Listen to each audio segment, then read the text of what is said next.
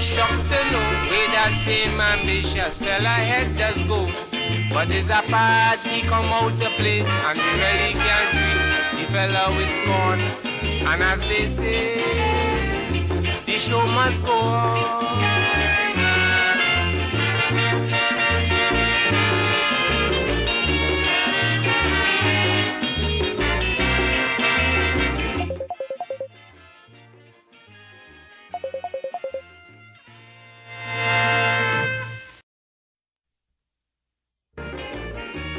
Yes.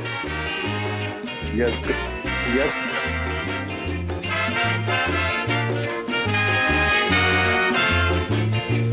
Life is a stage, and we are the actors, and everybody have a part to play. Like a never-ending movie with all different characters. Each one have a role to portray. Down to the scavengers and them barristers, all them doctors and lawyers and these ministers. So this honorable this and this honorable that and this lady so and so is a part all these people playing. I want you to know. Don't blame Dr. William anytime you find you get bad administration. That was meant to be. The fella is playing his role superbly. Now don't blame the judges for their injustice. Or you go blame the hoodlums, I say, is a part. They come out to play.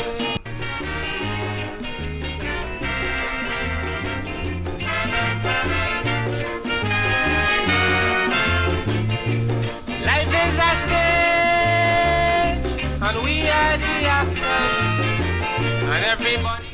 Yes, indeed, of course, a pleasant good night to all and sundry. Yes, indeed, of course, the great late Valentino. Yes, indeed, life is a stage. Let's take in a little more of it before, of course, I give my formal salutations.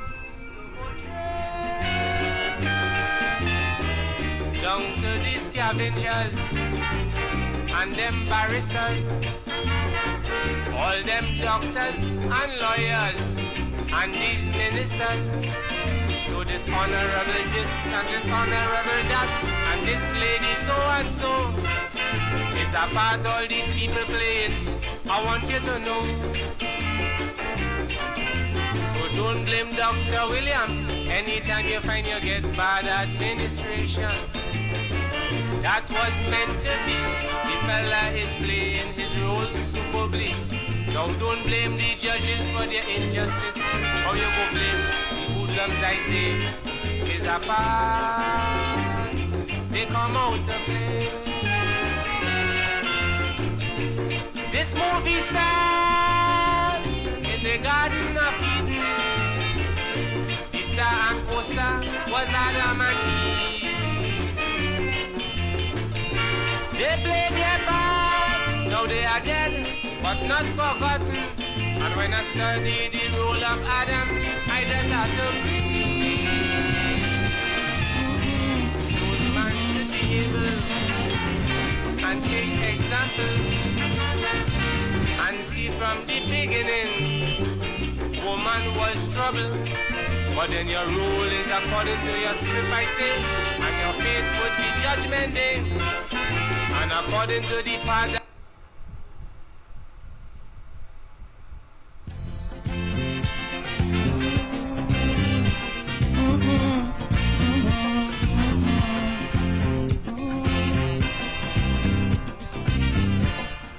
Yes, indeed. Once again, of course, a pleasant good night to all and sundry, East, West, and South Central.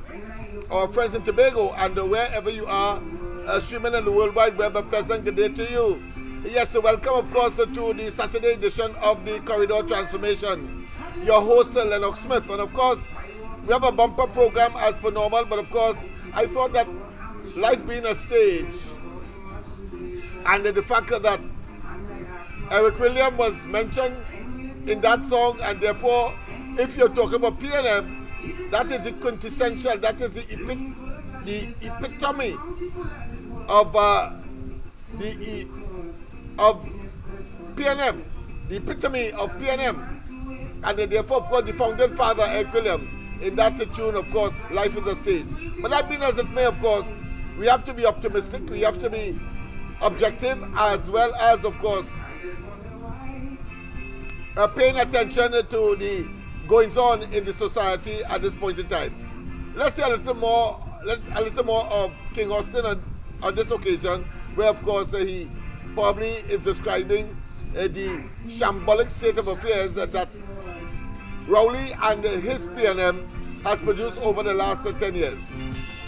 Wisdom and ingenuity working in accord, simply to afford such inventions as thermonuclear warfare and environmental warfare. And I wonder now, where do we go from here? Prophets everywhere gaze upon the horizon and declare that judgment will come as the savage hands of unscrupulous men pile everything pass by. Time is running out as we eat and drink species at the brink of Phoenix. However, he says there came a time when no one can deny that the price of progress is high. he broke his silence on the issue in an hour-long address to the nation. This is how Prime Minister Dr. Keith Rowley described his mood in relation to his government's decision to close Petrotrin's oil refinery after its 100-year existence. Dr. Rowley said that the single payment of a US $850 million bond, which matures in August 2019, plus the $700 million that the company is due to repay shortly after, was the basis on which he knew decisive action on Petrotrin's future could no longer be put off. Prime Minister Dr. Keith Rowley says he is fully cognizant that his government's decision to close Petrotrin's oil refinery was a risky political move. However, he says there came a time where a decision had to be made in the best interest of the nation. He broke his silence on the issue in an hour-long address to the nation. This is how Prime Minister Dr. Keith Rowley described his mood in relation to his government's decision to close Petrotrin's oil refinery after its 100-year existence. Dr. Rowley said that the single payment of a US $850 million bond, which matures in August 2019, plus the $700 million that the company is due to repay shortly after, was the basis on which he knew decisive action on Petrotrin's future could no longer be put off. You see, of course, you may ask the question. Once again, of course, a pleasant good night to all and sundry, East, West, North, South, Central, our friends in Tobago, and wherever you are streaming on the World Wide Web, a pleasant good day to you. You may ask yourself the question why it is that Lennox Smith on the corridor transformation is, of course, bringing up or at least projecting that situation to you. You see, it has impact on the present circumstances of the country. And, of course, all of the antecedents that is now, of course, part of our history, convoluted as it may be, desultory as it may be. But, of course, we can decipher, we can, of course, analyze, and we can rationalize and understand over time, of course, because we couldn't reach the conclusion that we have now without fear of contradiction. When Rowley first, of course, announced in 2019, before COVID, the closing down of Petrotrin, and, of course, the consequence today in not having, of course, $50 US in our respective bank, or coming from our respective banks, or more importantly, our credit card has been reduced by the banks unilaterally, arbitrarily, by 50%, and therefore impacts on small businesses. And it is not by accident, I want to say either, that having regard to the repercussions of that decision way back in 2019, Imbert is today, only yesterday, when the impact on our manufacturing sector, the lack of foreign exchange, that is, in spite of their denial, Rowley and their denial, and some of their minions, spokespersons, sympathizers,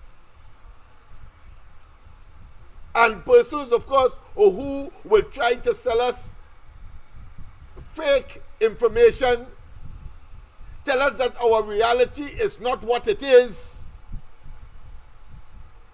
but now have to, of course, make adjustments to suit, because the business sector, the manufacturing sector remained conspicuously silent, conspicuously nonchalant. And so when they said that they were developing, of course, the Exim Bank to specifically deal with manufacturers, they remained silent because they alone, selfishly, would have been benefiting from the Exim Bank arrangement. While micro and small businesses that rely on their credit card for 100% support and was reduced by half, and therefore tinkering on either closing down or drastically reducing their businesses and running the risk of customer fallout, and the people, of course, are saying, well, listen, you are unreliable and therefore I cannot do business with you.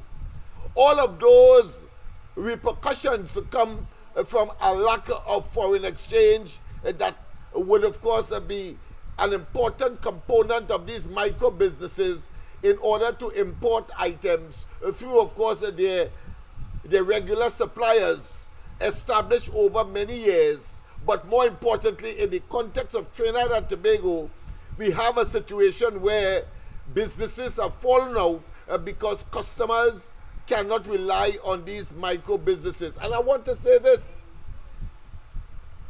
I want to say because it almost had an additional negative impact on our manufacturing and import-oriented businesses and their survival. You see, many of the medium or some of the medium businesses and larger ones went to, of course, Guyana to do business. But one would have told another that, listen, foreign exchange is easy to get across there. So maybe they set up, even if, of course, it's a front office, even if it's a, I don't want to say fake office, but certainly an office that might have been registered in Guyana. And so, as the vice president of Guyana told us, that many businesses in Trinidad or based in Trinidad were applying for and acquiring excess foreign exchange, US dollars, etc. And they understand that part of that money comes to Trinidad to finance their businesses or to provide the capital requirements and or the expenditure requirements to satisfy their Trinidad and Tobago customers. That is where Rowley put us. That is what they have done to us. You see, I am saying so from the point of view of the closure, and this is one today, 2019, 20, 21, 22, 23, 24, we're 25 now, 6 years after that decision. 6 years after that decision, people, foreign exchange constraints, businesses are teetering on closure. And the government continues, of course, to give the impression that everything is hunky-dory. And when they are faced with the reality, as is the case now, because they could not pay, they refused to pay VAT returns. VAT returns, a crucial part of the process where the cash flow of companies have grown to depend, or put another way, is another reserve kind of area where they can, of course, resort to in times of difficulty, financial difficulty. Because as you would know, businesses, or if you do not know, you will know now, businesses, of course, ebb and flow. A company that, for example, and I'm being very specific here, depends, of course, on toys, for example. You know, of course, around Christmas time, maybe from October, November, December, that's their bumper period. In other businesses, of course, there is a weekly turnover of a lot of goods and services, because it's business, so they provide service as well, those service business. But at a particular point in time, they sell more than other times, and they stock up for that particular specific period than any other time. They will stock up less, or maybe the situation may change. Something similar to, of course, let's say those fruit vendors, when, of course, around Carnival time, they rely on their oranges and grapefruit. And other times, of course, that they would have, of course, as part of their mix, maybe bananas. And then, of course, at other times, they will have apples that they import, but just around December, close to December. So they would know what season, if you want to call it that, what period, if you want to call it that, what the time of the day, or what time of the year they will, of course, invest in particular areas. But if you have a situation where you normally, of course, know that apples will sell around December, October, November, December, and you can't find the foreign exchange to import, you're in trouble. Of course, the regulars such as sugar, such as rice, you expect, of course, on a daily basis, because those groceries will have a supply of that, and the weekly turnover will, of course, that will be, those commodities will be an important part of your food basket, so to speak. But overall, everybody, whether you are importing for consumption purposes, because let's face it, Trinidad and Tobago is an important country, and therefore relies on what? Foreign exchange for its survival. And when you have a government that is as reckless as Rowley and they, that is as brutal and self-serving as they have demonstrated, then we have a duty and responsibility to say that you are awful managers, you are delinquent, you are reckless, you are brutal, you are ineffective, you are extremely incompetent, and therefore you must get the hell out of office. As described in the prompt. Yes, indeed. You must get the hell out of office. People, of course, as I said, let me just pause, as I said, share. We want to get up to 20,000 a night, or at least viewing the program. So, of course, we are just about 5,000. We have 15 more thousand to go. And I say to you, friend, your family, foe, enemy, cousin, daughter, son, grandpa, grandma, you name it, neighborhood, just share. And I'm sure that, of course, everybody will have something that they could go away with on the corridor transformation.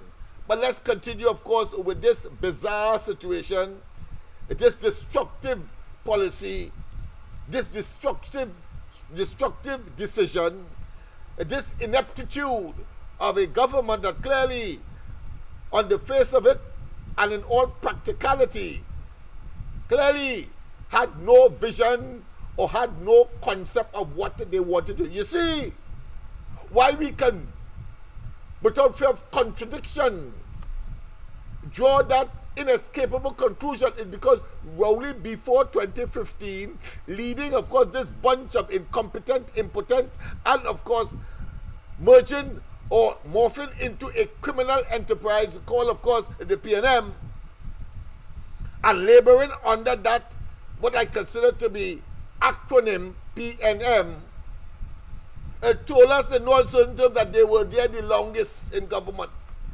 And while, of course, the vicissitude, the rise and fall, the up and down,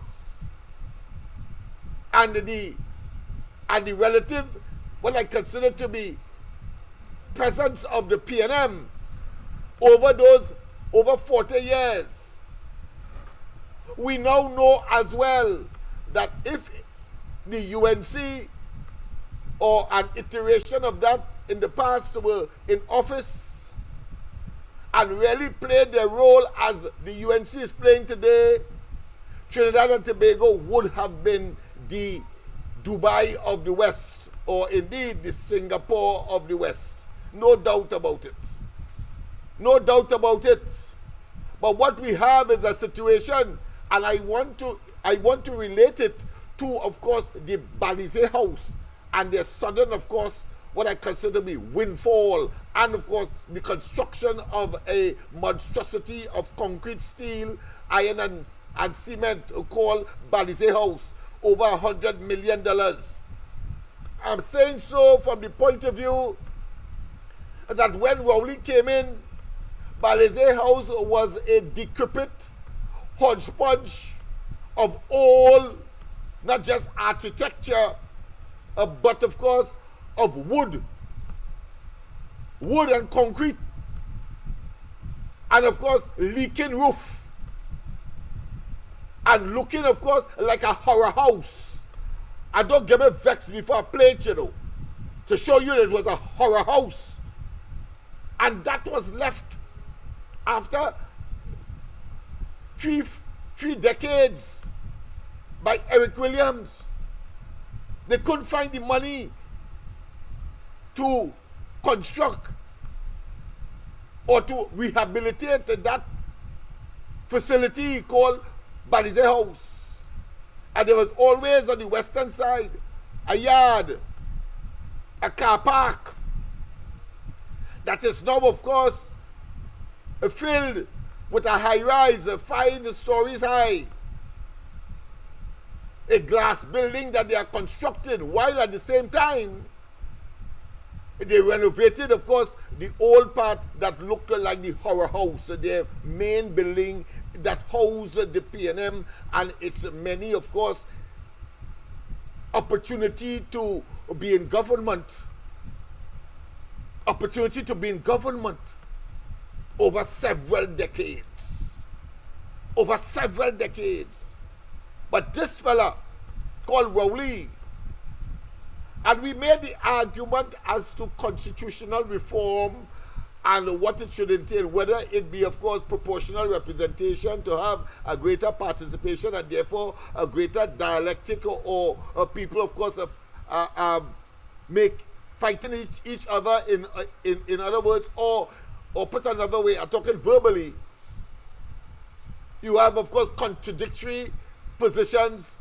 You have different positions on the same thing, and hoping that coming out of that, you will have, of course, transparency, accountability, and a better Trinidad and Tobago. Well, I want to tell all of those persons who are talking about constitutional reform before we even go there, which of course I have no objections with, but we must have people with integrity. We must have people who are loyal to the country. We must have people who are patriotic. We must have people who will not say one day that, of course, they could do more with less. We cannot have and can afford people who will tell us that, listen, when a government is in place, they have a responsibility and a duty to account to you. You must have people as well who cannot be talking in that manner and still become, of course, prime minister or minister in this country. We are playing with, of course, the death of Trinidad and Tobago. We are playing with fire, and we have played with fire and got badly burned. this man is an arsonist in the context of Trinidad and Tobago and what he has done to us. And therefore, I am making the point that any person who is seeking prime minister must be scrutinized by the public and by the electorate in particular, and check their track record. We said that Rowley was a blasted rapist and a pedophile. We said that everywhere he went, there was bubble, whether, of course, in the national quarries, whether it be in the Ministry of Housing, whether in the Ministry of Planning, wherever he went, and agriculture, he was always plagued with bubbles, so much so that Manning, of course, instituted a commission of inquiry to find out where then it morphed to $10 million went. And when the commission was complete, the commission said, probably not wanting to be as how it should have been, trying to be generous to Rowley, it said that at minimum he ought to have known that material from the Tobago hospital, a place that he born in, that he lived, that his formative years evolved. Thief made, disappeared material from the Tobago hospital to his private project, and he claims it's his wife. In his project called Landate near Likoto. Yes, that is what that. Listen, the issue here is the quality of individuals are important, because no matter what, people will find ways and means to subvert and undermine the system to get an unfair advantage or to have their way in terms of what will, on the face of it, will be corrupt actions and activities. Let's not waste time. It's the quality of the people. I go back, of course, to the where we have started in terms of the lack of foreign exchange now and the problems that we are having. Of course, the lines are open. You can call us at 337-6940. And don't believe that you are interrupting. I know people like to hear my introductory statements, but I know that you may have your own contribution to make to this and other current matters, because of course we have the situation where Amy Brown has pulled out.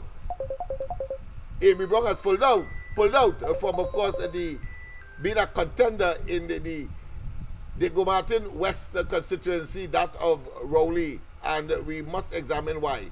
A pleasant good night. Welcome. Good night, Lennox. Good night to you, my friend. I can't regain. How you doing, man? Yeah. Yeah, I'm relaxing today, man. I take a break. All right, I hear you. Yeah. I lie on my bunk here. I mean, listen to you. Okay. Anyway, Lennox. Yeah. Like I say, how all these people know that, anyway, good night everybody on the program there, I forget my manners. Yes. Anyway, how everybody knows that what Rowley did for me before and put him as a prime minister, I can't understand it. True. And his background is not feasible and not honest to be a prime minister. And I don't understand the limits. If a person did small things and he put him in a different position, what he would do? You see what I'm saying? Yes. And like I was saying, now he want to sell Petrotrin. Yeah. All the time he was not. All the time, as election come time, he want to sell Petrotrin. Why? because he wants to make sure that the people in Trinidad have nothing, and to cover all his tracks. You see, so he wants to get rid of everything and leave the people with nothing. You see what I'm saying? Yes. So, like I said, you know, I don't know who gave P&M or the Balisier Petrotrin. I know it belongs to them. It belongs to Trinidad and Tobago. It belongs to people at Trinidad and Tobago. Either is African or Indian people. They're all Trinbagonians. It belongs to Trinbagonians, I will say. Not only one ethnic part of people, it belongs to them. It belongs to Trinbagonians. You know, that's their refinery, and that's the backbone of the country. That's what I see. That's where I grew up. That's what I know. So Lennox, I don't know, man. These people, I don't know what to tell you.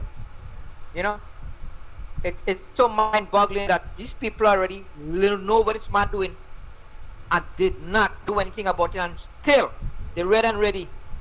Left foot, right foot. You know, I don't understand. We don't understand here. We don't, like, what's wrong with these people?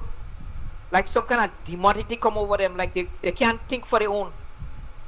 You know, I was listening to a guy say, old guy saying today, I don't know how long that video was, saying that he don't care who they even put a crapo. VAT. You still vote with him for P&M. That's what he said. And I want to know what individual have much more like him. Much more like him. An old pensioner. If people have they're very ungrateful. Look at that country now, man. Look at that country like they don't, like they're accustomed living in certain condition, and it doesn't bother them.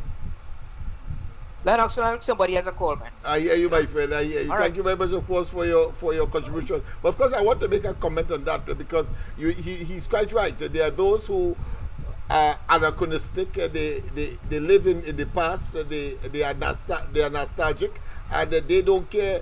They don't read. They don't, of course, assess. Even though, as we have said, experience is the best teacher, and even though they're experiencing, I can tell you, right on Nelson Street there, a fellow who, of course, a retiree from the port, and we put to him, well, are you comfortable? I see that some of your glass panes are broken. He said, well, it's gunshots, etc. And are you comfortable with that? Do you believe that that could be remedied? That could be no more? Because you have to lock up your place. And of course, I'm talking about a pensioner. And he told me, he said, come inside, Mr. Smith. I will listen to you. I understand all what you are saying. But at the end of the day, I will gravitate to the P&M. There's nothing you could tell me. Yet I will tell me. And then I understood what was really operating in his mind. Because whilst he was saying all of that, he said, listen, I am here and have been voting for the P&M all this time. And I will continue so to do because I have been doing so. I know all of what you're saying. So, in other words, I have concluded that there are those who are prepared, of course, to commit a political suicide and maybe literal suicide, because if you know that people are shooting up and down, crisscrossing across your head on your bed, you have to go below. You have to go below the bed to hide, and that is not a comfortable place. And yet still, because that place I'm talking about is just opposite the Southeast Government School. So he is facing one of the apartments and the ground floor apartment as well. And he is saying that. So what you have to conclude is that we must, of course, give way to those kinds of persons but knowing full well that when we went across the rest of the apartments, they were solidly in support of change and in support, of course, of a change.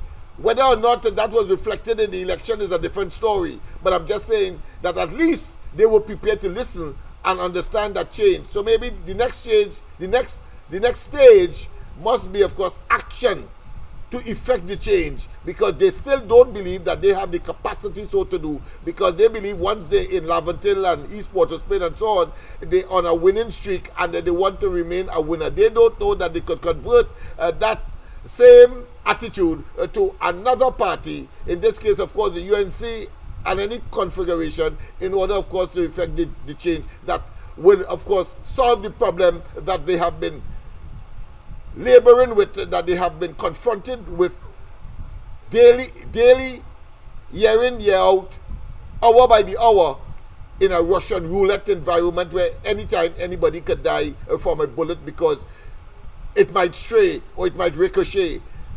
So they're living by chance. But let's go to the lines. I'm Professor, good night. Welcome. Hey, Lennox, good night. Good night. You hear me good? Loud and clear, my friend.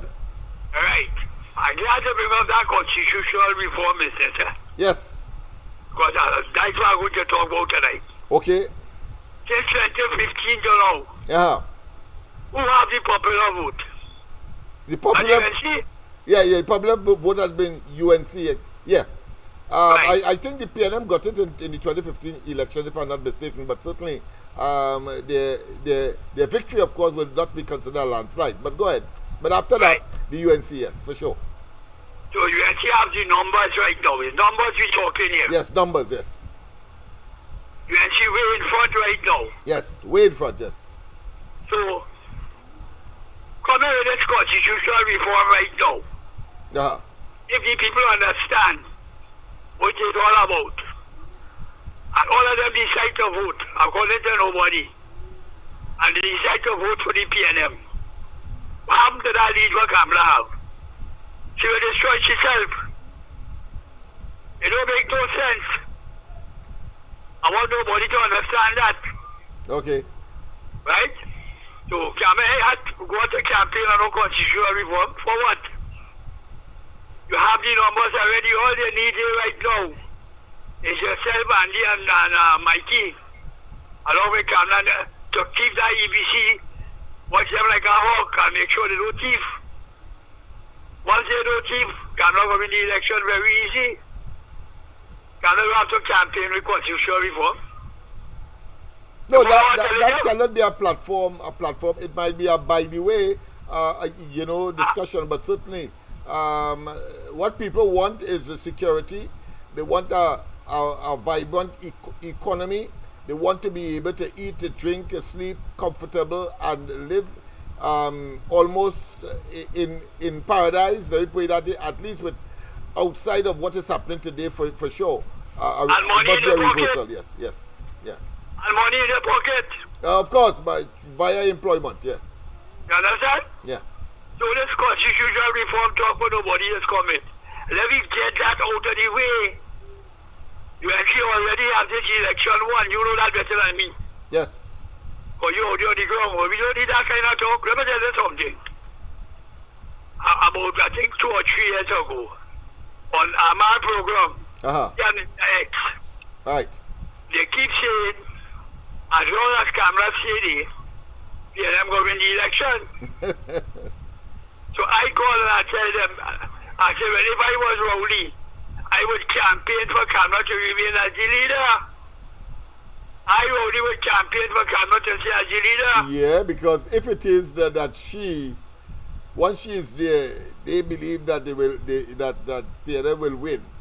Well, then they should. But why they attacking Kamala so then?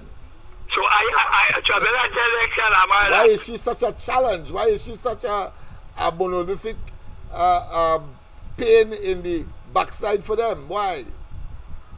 So, better face them with that.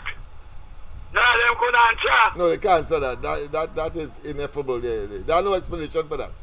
So I give them a reprieve. Okay. I say, what Rowley and them is the popular vote that Kamala have. Yes. Well, I'm out their voice right away. I give him a chance, eh? Yeah, go ahead. I know that you're strategic, yeah. Yeah, because, you know, I always respect Mr. Amar, eh? Yes, I know that. So I give them a little voice. Hear what Mr. Amar tell me. He said, it's not the popular voters win, you know. And like if I don't know that. Yeah, right? and that's something with Rowley and them too. They seem to be so narrow in their perspective. I heard him when he said that if he had 5,000 murders and Kamala had about 2,000 when she was there, and make some kind of specious argument. I remember another minister, Dillon, he said when it is said that once the PNM is in government, there are more murders than any other time. He say he flip it around and said anytime the UNC is in opposition, there is more murder. So my common sense will tell me, well, keep the UNC there. But he brings that as an argument. But go ahead. And you're seeing that kind of flip-flopping, that kind of square peg and wrong hole argument, even with, surprisingly, even with Gary Griffith. I think he gone to Tulbe. But he, Malcody too. Well, I hear the word Malcody. A very long time, but it's well placed coming from you. Yes, he gone. The next year, so as far as that constitutional reform concerned, yeah. Let Kamala say how she campaigning. Yes. Don't even entertain the thought. Yes. You just see all the course where you do that, have them shaking already. Yes. She don't need to divert any blasted constitutional reform. I want Mr. Nobody to understand that. Right, okay. Stop that's the a point program of view. with that shit where you come with every day. Yeah. But I mean, people are stuck to that. We had, of course, Mr. Manifesto, I like to call him, from the States, where he would, of course, advance a certain remedial actions that the government could take, and most of which are really par for the course, and that was being contemplated and being, of course, and I'm sure will find its way after proper ventilation in the manifesto to come for the 2025 and possibly 2026 elections. I'm saying it might be postponed to 2026, but we expect, of course, the change to come. Yeah. The next thing I want to ask you is this. Go ahead. What Columbus do Rowley? What? What Columbus do Rowley? I don't know, because he loved the Magnificent Seven, whether it be Queen's Royal College, whether it be Mayflower, whether it be the what we call now the White Hall, and his office, or Stallmeyer's Castle, or of course President's House. I don't know. I don't know, but I find it contradictory that they are talking about divesting themselves of colonial past and taking off the ship of the emblem, and a lot of money was expended in the rehabilitation, even with foreign experts from Cuba of all places, to rehabilitate, of course, these iconic, I consider, buildings that we call the Magnificent Seven. So there's always some kind of contradiction. When Robley tell you stand up, you run, you know, and when he tell you close your eye, you open it wide, because he simply, of course, is convoluted and always contradictory, and at the end of the day, never to benefit Trinidad and Tobago. He is a total blight. Go ahead. Well, I want to ask Rowley, if you replace the coat of arms already, or they do it as yet? They are in the process. They have passed the law. I think it's just a matter of going through the process now. So after that, the next step is to go and bulldoze the Trinity Hills then? Well, I don't know. That's a good one. It's only a Trinidad that can go for that. Yeah, bulldoze the Trinity Hill if you want to do away with your colonial past. All right. The three sisters, we just call them, eh? Yeah, three sisters, yes. What Columbus, yeah, so, call Trinidad Trinity Hills. The Trinity Hill. Yeah. Replacing the coat of arms. Yeah. He's just making himself a damn fool. Yeah, and telling us that it wouldn't cost much. Imagine that. We have billions of 120 and single and 10 and $5 notes, and you're telling me that it wouldn't cost much, and that it is like changing, putting the new coat of arms on a computer, and then you print out government government letters, etc. That, yes, that is accepted. That is a given. But what you will do with the money. Go ahead. The last thing I want to ask you. Go ahead. How come no other government from St. Eric Williams Shine had problem with paying workers their salary, fixing the roads, and all that need to be done? How come it's only them alone? Answer is simple. They have mismanaged. They have no concept of sincerity. They have no concept of managing the affairs of the country, and they have directed quite a lot to their own personal aggrandizement and use, and that is no ability, Lennox. Yes. All right. I think I tell you already. Yeah. All the infrastructure in this country, the NMN put on that, you know. Yes. Yes, the British will do it. British in the doing, yeah. All right. We have to go. Just now. Yeah. And during World War II, it's Winston Churchill and Franklin Roosevelt, Billy Churchill, Roosevelt Highway. Yes, all of that, the Americans would have assisted in that as well. Yeah. All right. And so what the hell they really do? Yes. All right. Let's go. We have to cut because a lot of people coming. All right. Go ahead. Yes, we go talk. Yes. Yes, indeed. Of course. Sorry about that caller. You could call back. I know that it would have been a fairly long wait. I had been admonished, of course, because of the frequency and the number of persons that would like to make their contribution. I will have to cut, and of course that is a fair ask, and I don't think that is unreasonable to deliver, and therefore I will of course be asking people to shorten your contributions as we go along, because the numbers are increasing rapidly. A pleasant good night. Welcome. Good night.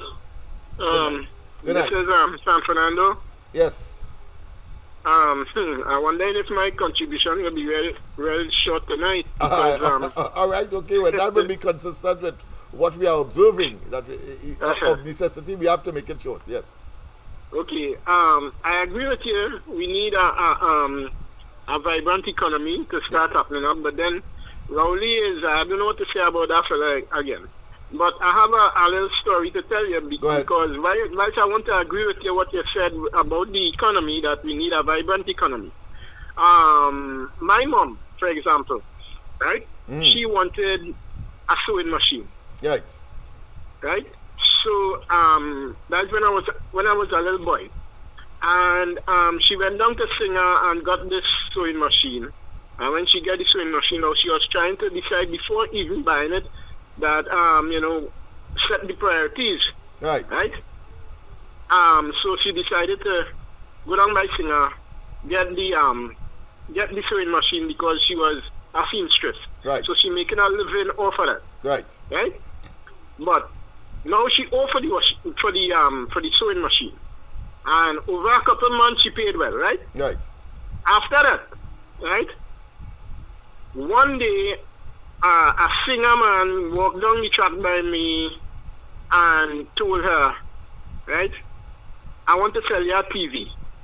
Right. A black and white TV. Okay. Right? Now listen to me carefully. I want to sell you a black and white TV. I'm listening, yes. I'm a good listener. But she was refusing. Right. And he said, take the TV. Right? Now when she did take the TV, right, she had to pay for that too. Right. Right? No. I remember when with that black and white TV, everybody used to come from Purcell Street and wherever, right, to watch TV, right? Good. Right. No, the thing is this, right? There's a fella called Jimmy Bain, he was the manager of TCT. Right. Right? You had one station in Trinidad, right? And at the time, there was a clamor for more TV stations. Right. And you know why he refused to offer another TV station to Trinidad? Because he said there were sunspots in the atmosphere. All right. So another, you remember that? I don't know if anybody would remember that, but I remember that. I am not familiar. But go ahead. That's good. Good information for me. Yeah. I say that to tell you this, right? Now we go to Keith, Scotland, right? We're going back to what? Coalpot? No.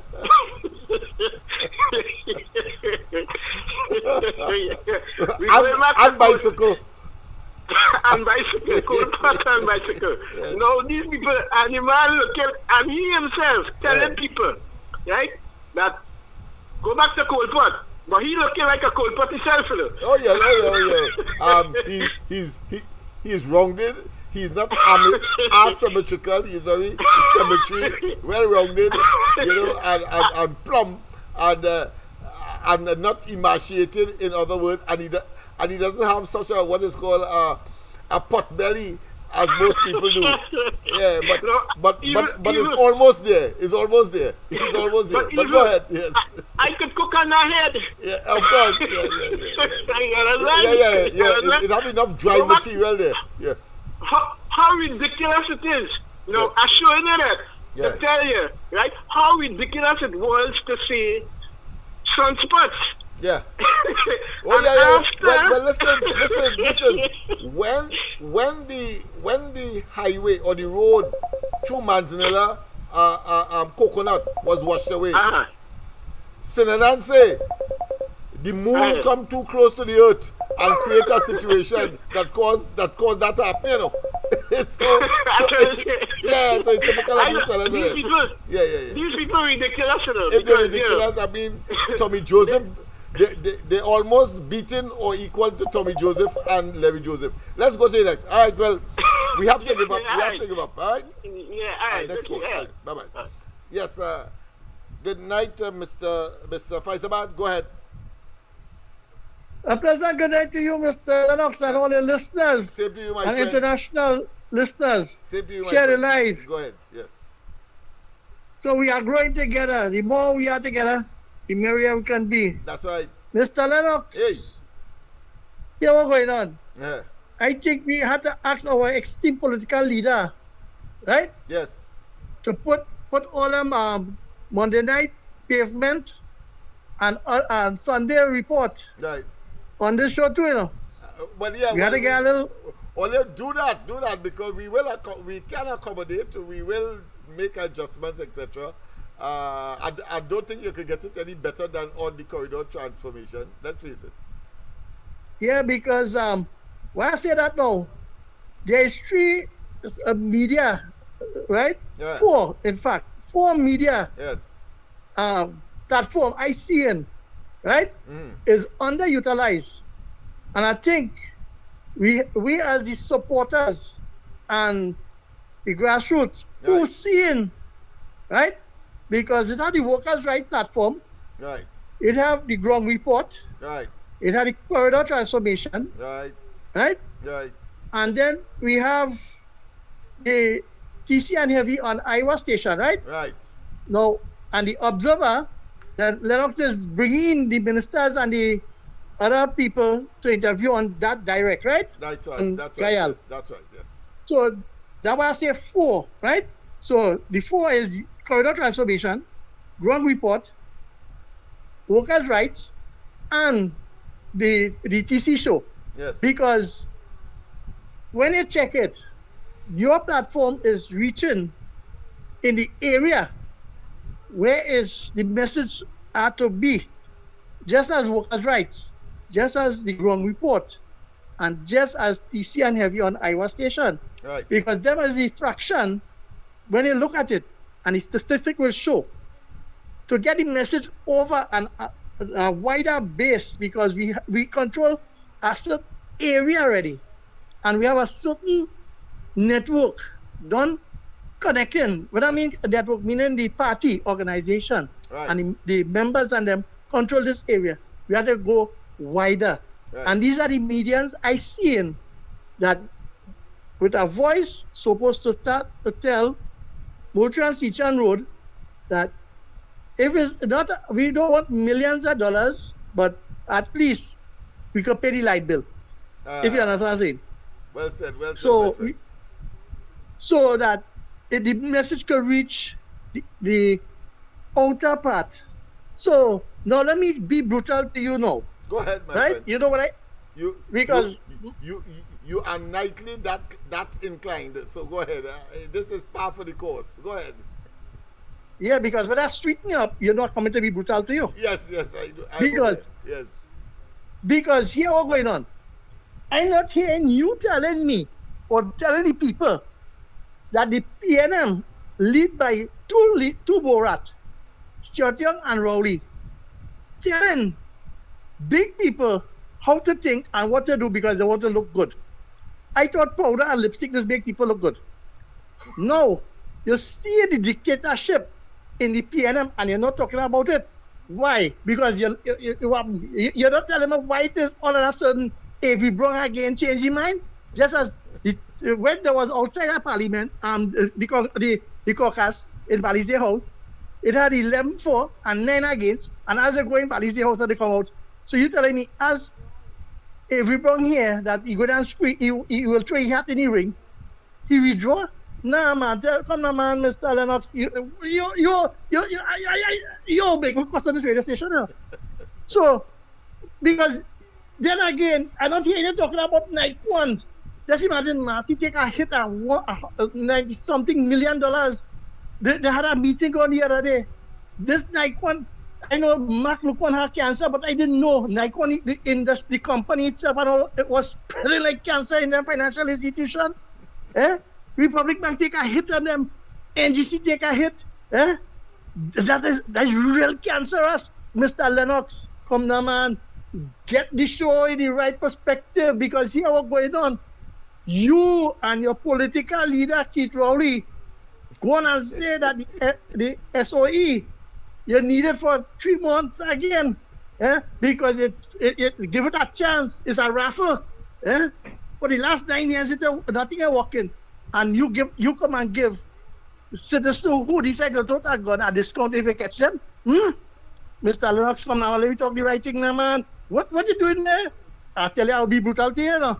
So when the EBC $10 million, you'll talk about it. I tell you, I will be brutal to you. You what happened? You're going for a coffee break? Is a set of coffee there? Let me hear now. $10 million. The list, I want to know what is the list. List by you or all Americans? Is only this mash up the list? I want to know if the EBC have the list. Come on, man. Mr. Lennox, have a pleasant good night before I tell you something good. Sweet dreams. Well, of course, as I've always said, sarcasm will get you everywhere.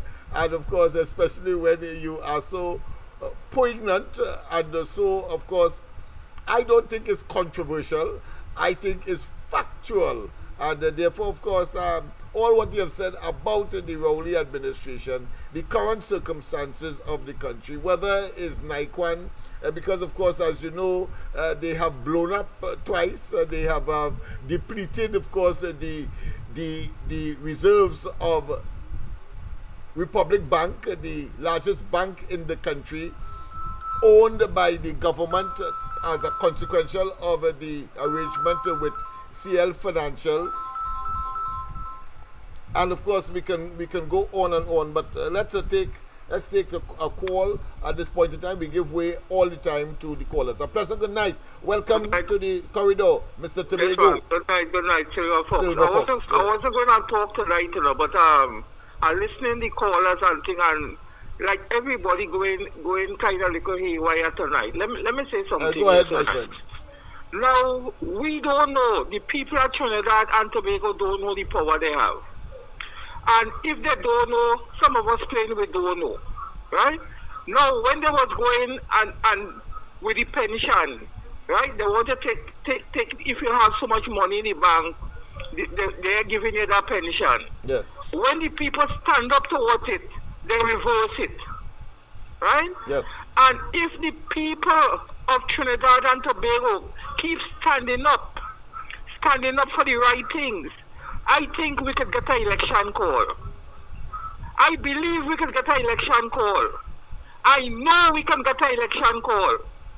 Right now, is people supposed to be starting to put their boots on. Trump taking over from Monday. Once Trump take over, we hit the street. Rowley is a piece of meat that they don't even want to sell in the market. We can get what we want, if we want, how we want, and when we want. But we decide to sit back and relax and keep watching one another and talking all kind of different things. Talking about But the merit point, we have to get the demerit point out of the Trinidad and Tobago, that's the PNM. We need to live better. We need to be free. We need to laugh again. We have to do the right thing. Trinidad and Tobago, we have to get out there. Talking whole night and program and doing nothing for us. Rowley listening to us, he don't care. The man just don't care what we say, what we do. But if we stand together, bind together, right? Like shoe on a leather, like hog of mud, we could get this government out of power and live again and be happy again. And let Camilla run, do what she had to do to make us a better people from where we were and bring us back and bring back happiness into Trinidad and Tobago. Thank you tonight. God bless. And I hope you stand up for what is ours and what is right. Thank you. Yes, man. Thank you very much, of course. But of course, it's just a matter of time. I know that the people are going to be making arrangements. I'm sure that they know that the PNM is good as dead or almost dead, or they are in the dying stage. They're just ashamed to lie down, and therefore they're like a good pugilist, a boxer. The knockout punch is what they are waiting on in order, of course, to put them flat. But of course, at the end of the day, we have to vote. Young people, the country you save is yours. Understand that. And then therefore, you've got to go to the various registration offices of the EBC and register to vote. Once, of course, you are 18 years and above. Please, the country you save, we will talk about how we will deal with Granny and others who are still recalcitrant, because it is your future here. Their future has gone. They are now in their twilight. It is your development now that is important. But let's go to the line. At present, good night, Granny. Good night. Good night, my dear. My friend, hold on. We have a Tagariga. Hold on. We have another call. Doing a good job. Yes, go ahead. You, Pitbull, Mike, Lennox. Yeah, hold on, Tagariga. Trinity. Trinity. Yeah, Trinity, yes. Sorry about that. Sorry about that, yes. Trinity, hold on. All of you doing a very, very good job. But this country is our savior. Right? Now, I want to tell you something. The man they call Gandhi Ji in India, he never stopped coming out to protest, even though he had 10 people with him. He never looked for a crowd. He used to come out all the time until he get through. Right. Until people start supporting him. He never Gandhi, stopped. Yes, that's true. Yeah. So you are coming out every day, but he never stopped. Anytime he make a full stop, there is where the problem comes. The man they call Gandhi. Civil disobedience, yeah. Peaceful Right. civil disobedience, yes, I agree. Right. Gandhi studied his whole life, Gandhi's whole life. Yeah. And he never stopped protesting. And I want all the boys to come out, it is 10, it is 20, it is 30, do like Gandhi. And you see Anil Robert? Yes. Anil Robert give a speech in the parliament for the Diwali. A Diwali speech. Well, Lennox Smith, Granny so old. I really appreciate that what he gave. And people should educate themselves with that. All right. Okay then. Thanks very much for your intervention. Yes. And God bless all your boys that continue the work, but all you have not to stop coming out. Thank you very much. Thank you very much. Of course, all shoulders to the wheel, so to speak. All right, Mr. Trinity, go ahead. A pleasant good night. Good night, Lennox. A pleasant good night to you all as well. listeners. Yes. Well, I realize in the back of you, you're looking like one of them bulbs there. You're bright tonight. You're bright. I hear you, my friend. All right. Yeah, well, I want to piggyback on Mr. Silver Fox. Okay. Mr. Silver Fox, good night, sir. This is what it is. He was mentioning one of his issues that he was talking about is the demerit points now for the drivers, and Yeah, I I was look. relating it, of course, to Rowley and their performance. Yeah. Well, this is how I think this thing, if it has to work and what it's actually supposed to be working on. I know this is just a suggestion, and maybe stand corrected or even tweak again. Okay. A car or a vehicle is actually a motorized instrument that you sit in and you travel from point A to point B. Right. You physically don't have no control over a vehicle. You could just be sitting there and all the tires go down, whatever takes place, or electrical that's happened to a light is blown or whatever, you have no physical control over that. But so what I'm trying to say, those are called minor infringements. So in other words, then you have your car, you're driving down the street or the road, the highway, whatever, a light is out, charge it for the lights or whatever, make you go and repair it and charge it like back in the days, if you so want to make money, right? But don't let it affect your points on your driver's license. But if, let's say you have a DUI or DWI,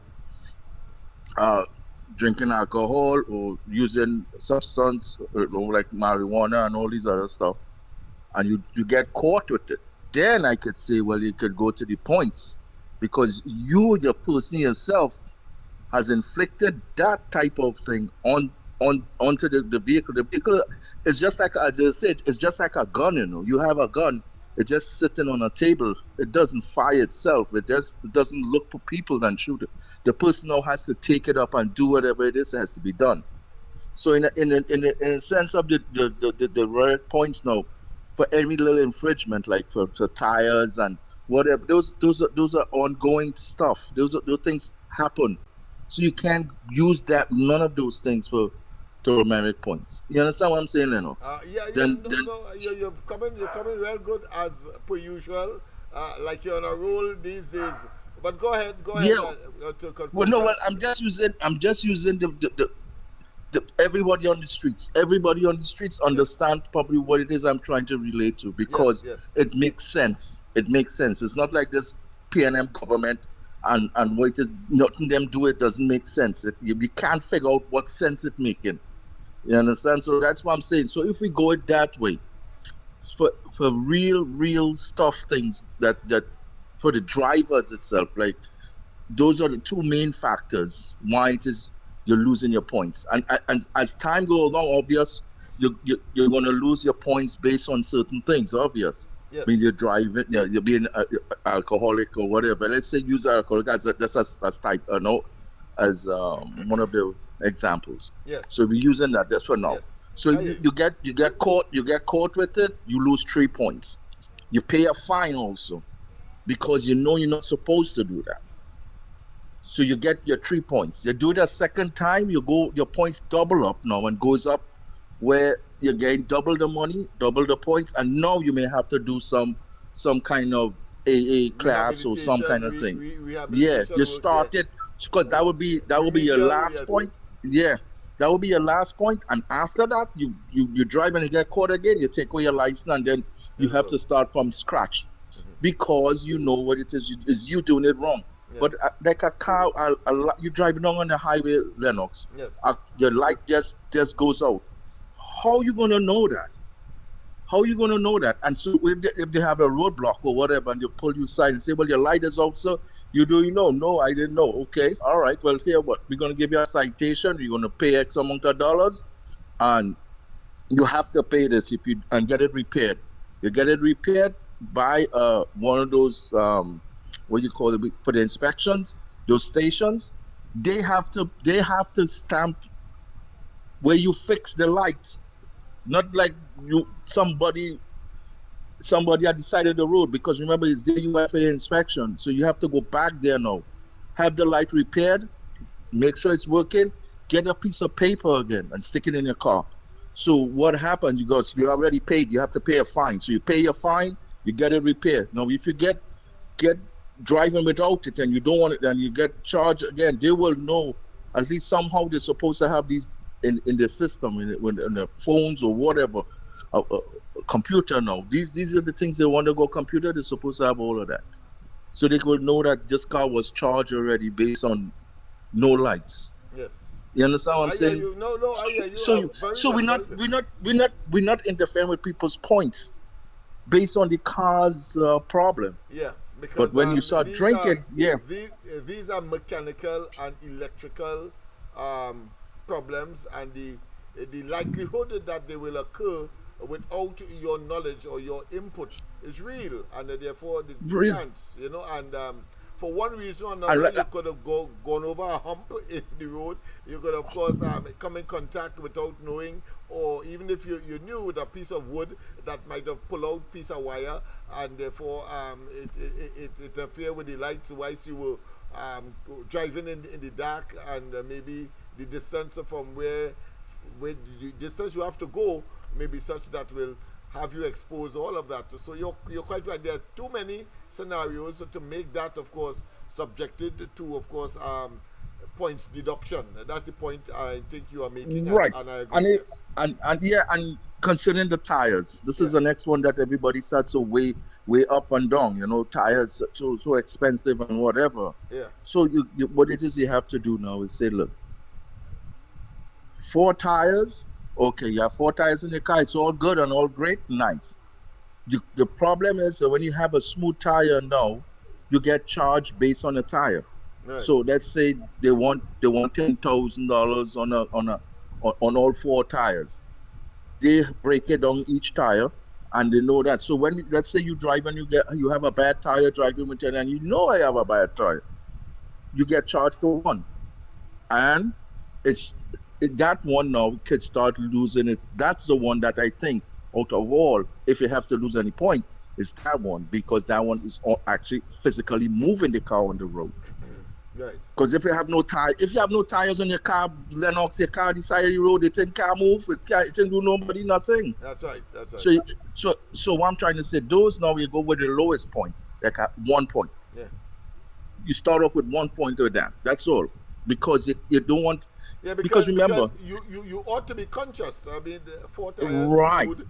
I mean, right. That mean is a human delinquency. It's a safety. Yes. Negligence. And a safe. Yeah, negligence and a safety, because in the books of the law. Component to that, yes. Well, for people who listen out there, there's a saying that some of the judges in them use that as a benchmark. They would say a car is a weapon. Hold on. Just say we're calling from. We're talking to Mr. Trincity now. Just hold on, and we'll be. Yeah, I'll be off now. Right. Yeah. So they were saying that a car is a weapon.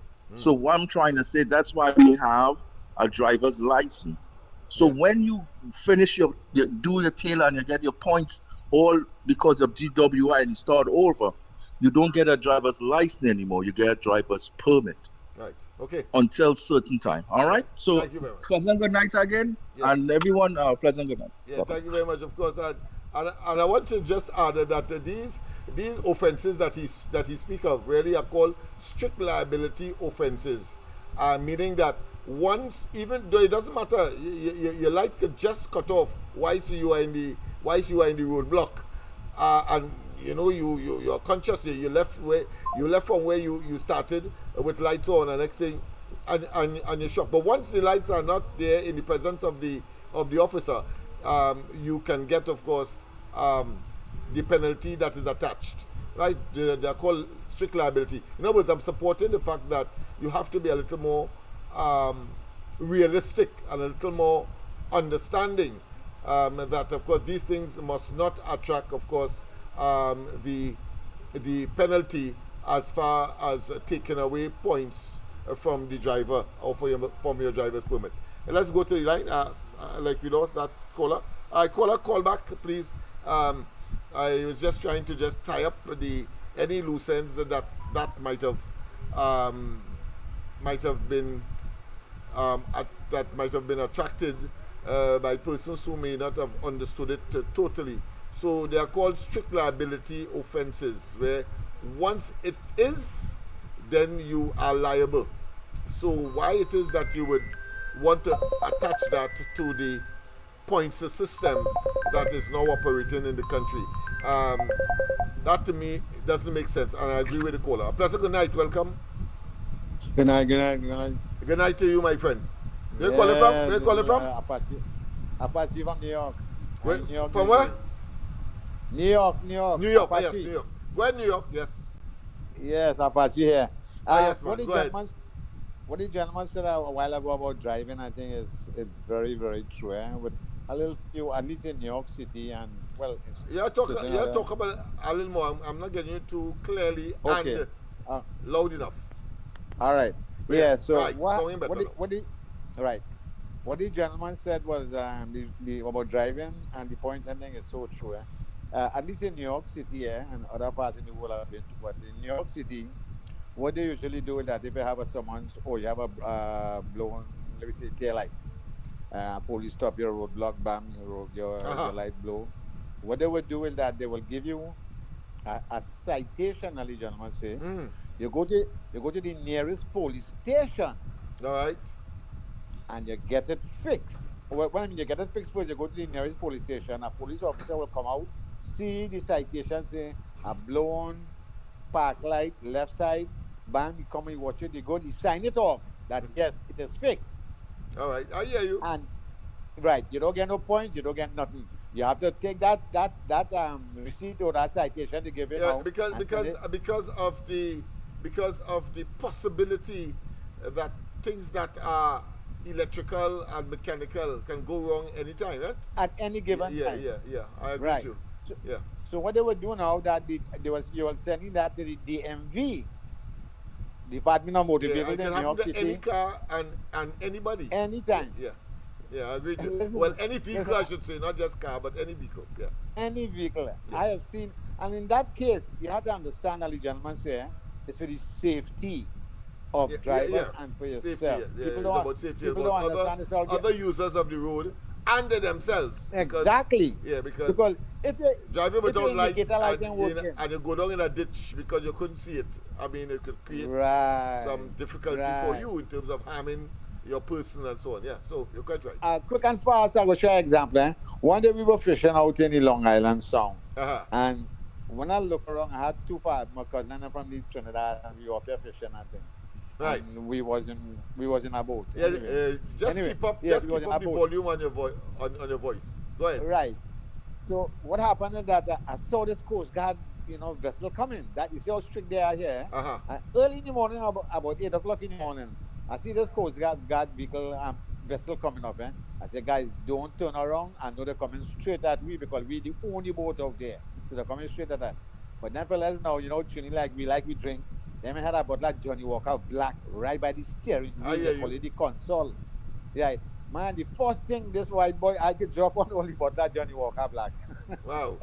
So I jump up and say, listen, sir, I'm the driver of the boat. I'm not drinking, which is true. I don't really drink. So I told him that. He said, no problem. All right. So we checked to see what kind of fish we had to make sure we were within the law. This is New York. This is America. They don't mess around. Yeah. The fish have to be 12 inches and more. The guy came across the boat, he come across our boat, he checked, he make sure. And one thing I admire him for was this. He didn't really come to, to hassle you to give you a ticket there. He came out aboard our boat and he was showing us safety, rules, and regulations. Beautiful, yeah. That is what I was, I say, wow, because some people want to carry on. And there's some there's some sticklers. Just this evening, I admire that gentleman. Well, finish now because we have some other callers. Yeah, you have another caller. Yeah. Yes. And I was so, I take back and say, listen, for example, the flares on the boat were expired. But he said, don't throw it away. He said, don't throw it away. But buy new one. You must have one that is, that will not expired. Because why? He said you could take the old one if you're in an emergency and use the old one first before you use the new one. Beautiful. Does that make sense? In that way, you protect yourself in the future. Thank you. You see, so you see, not all law enforcement officers are wicked. No, they have real wicked ones. Yeah. Let me tell you something. They are the first. They are the first stop. They are the first responder. They're the first. Yeah, exactly. They have a discretion. Yeah. They have a discretion because, as I said, in traffic law basically is a strict liability once the thing occurred and in their presence. You know, you could be fined. But they would see, they would have an understanding, but listen, oh God, this thing just turned off on me. And therefore, why would you want to, of course? Let me show you something. From as far as concerned in Trinidad. Hold on, caller. Hold on. Just Lamental, I'm over. Just now. Let me just.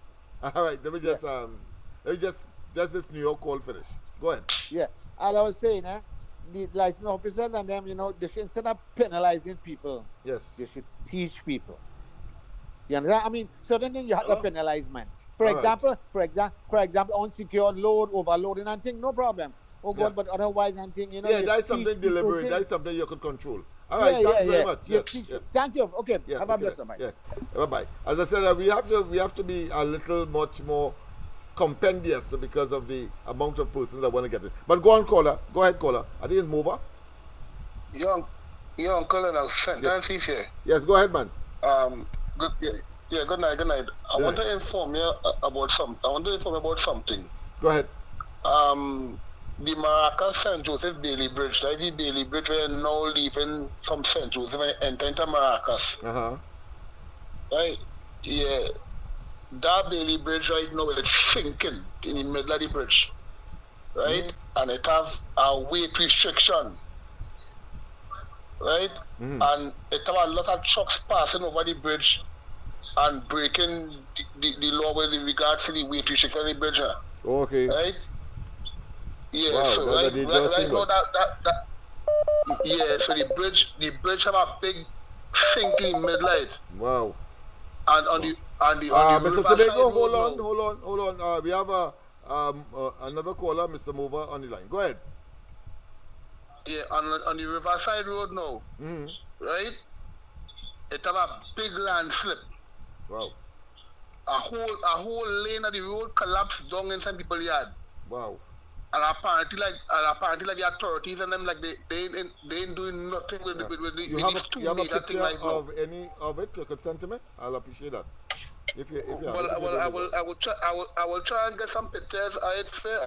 But in both instances, the sinking Bailey Bridge as well as that landslip that seemed to be unattended but dangerous. Yeah. Right, because what going on? There is 2 entry points to go into Maracas and Joseph now. Yes. All right. You understand? Yeah. So right. So that's that problem. So I'll try and get you from if you do something, I'll send it to you. Appreciate that, man. Really appreciate that. So we can aid and of course let's see if we can get to the authorities as well. All right. I want to say, all right. Let's go to Tobago before I say what I have to say. It's more in the form of an announcement. But go ahead, Mr. Tobago. Tobago East. Yes. Good night. Tobago East in the house, man. Yes, man. Go ahead. Well, I enjoy the show. You know, normally I do call every night, you know. But yeah. Well, that's all right. I know that you're there. I went down on the airport recently. They kind of come in good with the airport and the airport pass and stream. Because I still wondering what causes cost overrun. Yeah. All right. But do you think that it will be ready for March? I think it's March or April, thereabout. Well, they're trying to do it to impress people to vote. It's an election year, you know. Do it before. Yeah, you know how the PNM does operate. Yes. You know they don't wait until last minute to pave road, pave wrong car and all them kind of thing, you know. We'll see so don't put that past them. Ribbon cutting and so on, even if 2 days after the thing collapses or. I mean, me and you and all young people, so we know all the gimmicks and things that try all the time. We are no fights. We are long time. Yes. Well, Rowley do what he had to do because everybody, all of the people now who was PNM and who this and that, they're going to realize now that their voting wasn't really making sense with the PNM because the PNM split down one division where these poor people only get up to cast their vote. Yeah. But when it comes to sharing the pie, they're going to leave out all the time. Yes. You know, and the people and them who mostly get affected, right? They are the people who only put them back in power. So nobody come now and see what young and them there now. They should realize what's going to happen to them. Right? A lot of things they go ahead and ball for. Yeah. Incidentally, They're going to hold head and ball. I don't know if you're aware, but I read something where one of the secretaries was complaining that they were living on overdraft. You know, overdraft is money technically lent to lent to the customer that they had to pay back on interest. And they're saying that they have an interest accumulated of over $50 million that they had to pay in interest. Yeah, because they had to they had to use the overdraft and so forth in order to, of course, pay URP workers and other projects here. So, but Lennox, let me tell you one of the biggest problem in Tobago here. President, hold on. We have another caller from Tobago online. Hold on. Go ahead, Tobago. Yeah. Yes, the problem is that why they find themselves in so much a problem is that the access road and them in Tobago is on the line, permanent so workers. hold on, all right? Right? Okay, they had the access road had permanent workers was working on those roads, right? And because of Rowley coming into office, Rowley ceased all the work on the access road and them in Tobago. So it showed the THA off balance. 28 off balance so that they couldn't find the money to pay these workers and them. So what happened? They had to remove them from the access road because there was no money, and they had to put them on the mainstream. So now they're on the mainstream and they had to pay other people and then had to pay them. The problem since then, Rowley coming office, Tobago can't do no kind of development at all. No bridges, much, they can't do much because the money.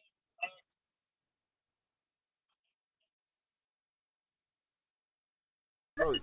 The Minister of Finance just told us there's a cash flow the government has, and thereby he couldn't pay VAT refunds. I mean, it's heart-wrenching, man, for businesses to be operating in that kind of uncertainty caused by a government that is supposed to be facilitating. Yeah. But go ahead. We have another caller waiting, so I just want to tie up here. All right. So Lennox, let me give the other caller a chance, right? Yes. Thank you very much. Thank you very much for accommodating. So you take care, man. Yes, all right. Thank you very much, and call whenever. All right, people, caller, go ahead. Where are you calling from again? Sally Grandi. Sally Grandi, yes. Sally Grandi, go ahead. Yeah.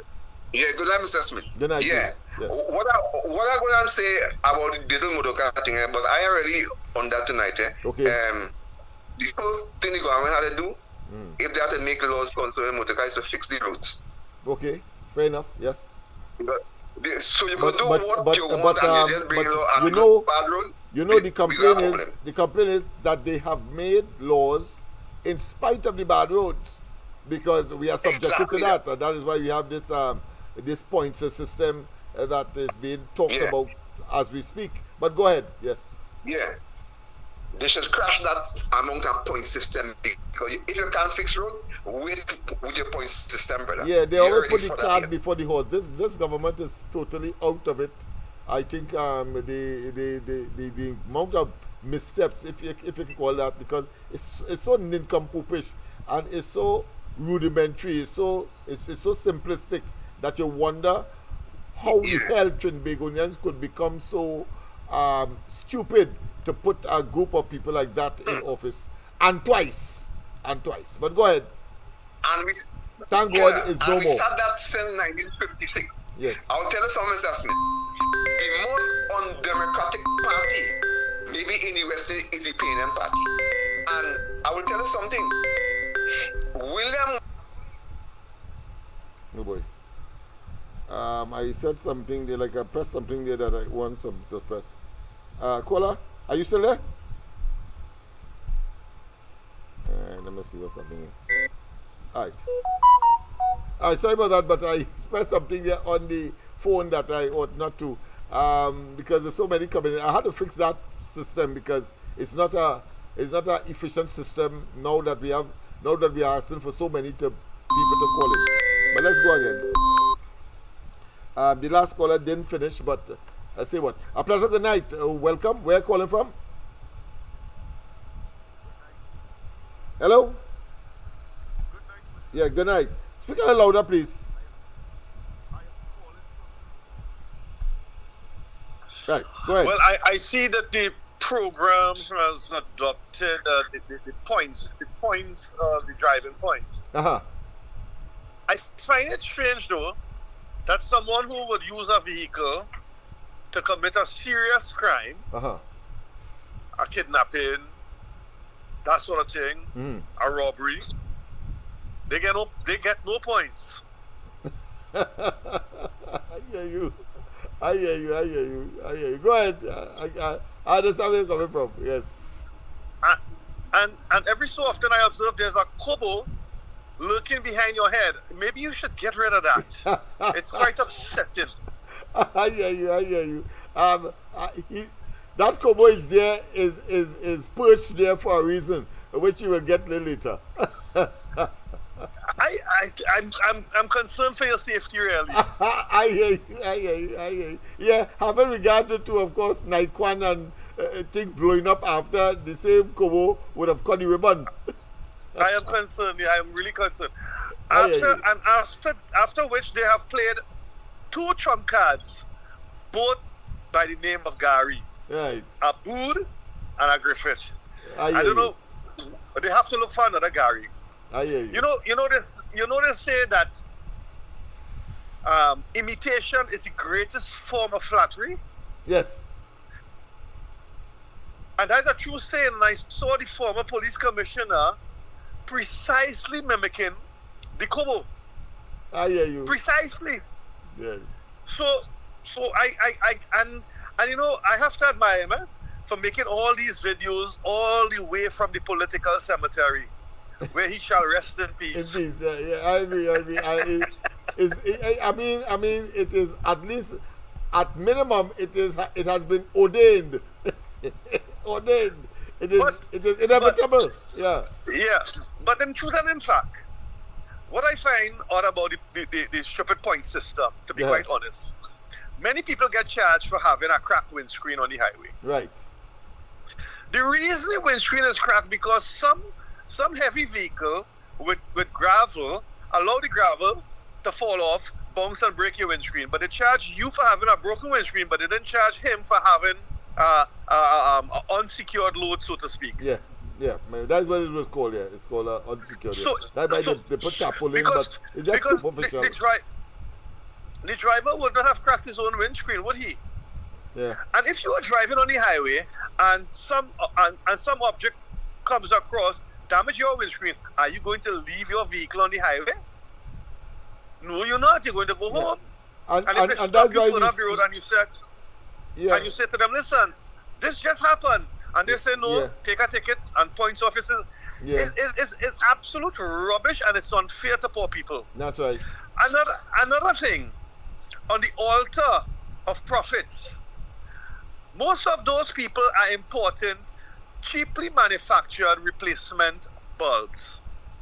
And the slightest pothole or exposure to the slightest rain or water while you're using those lights will cause the bulb to blow.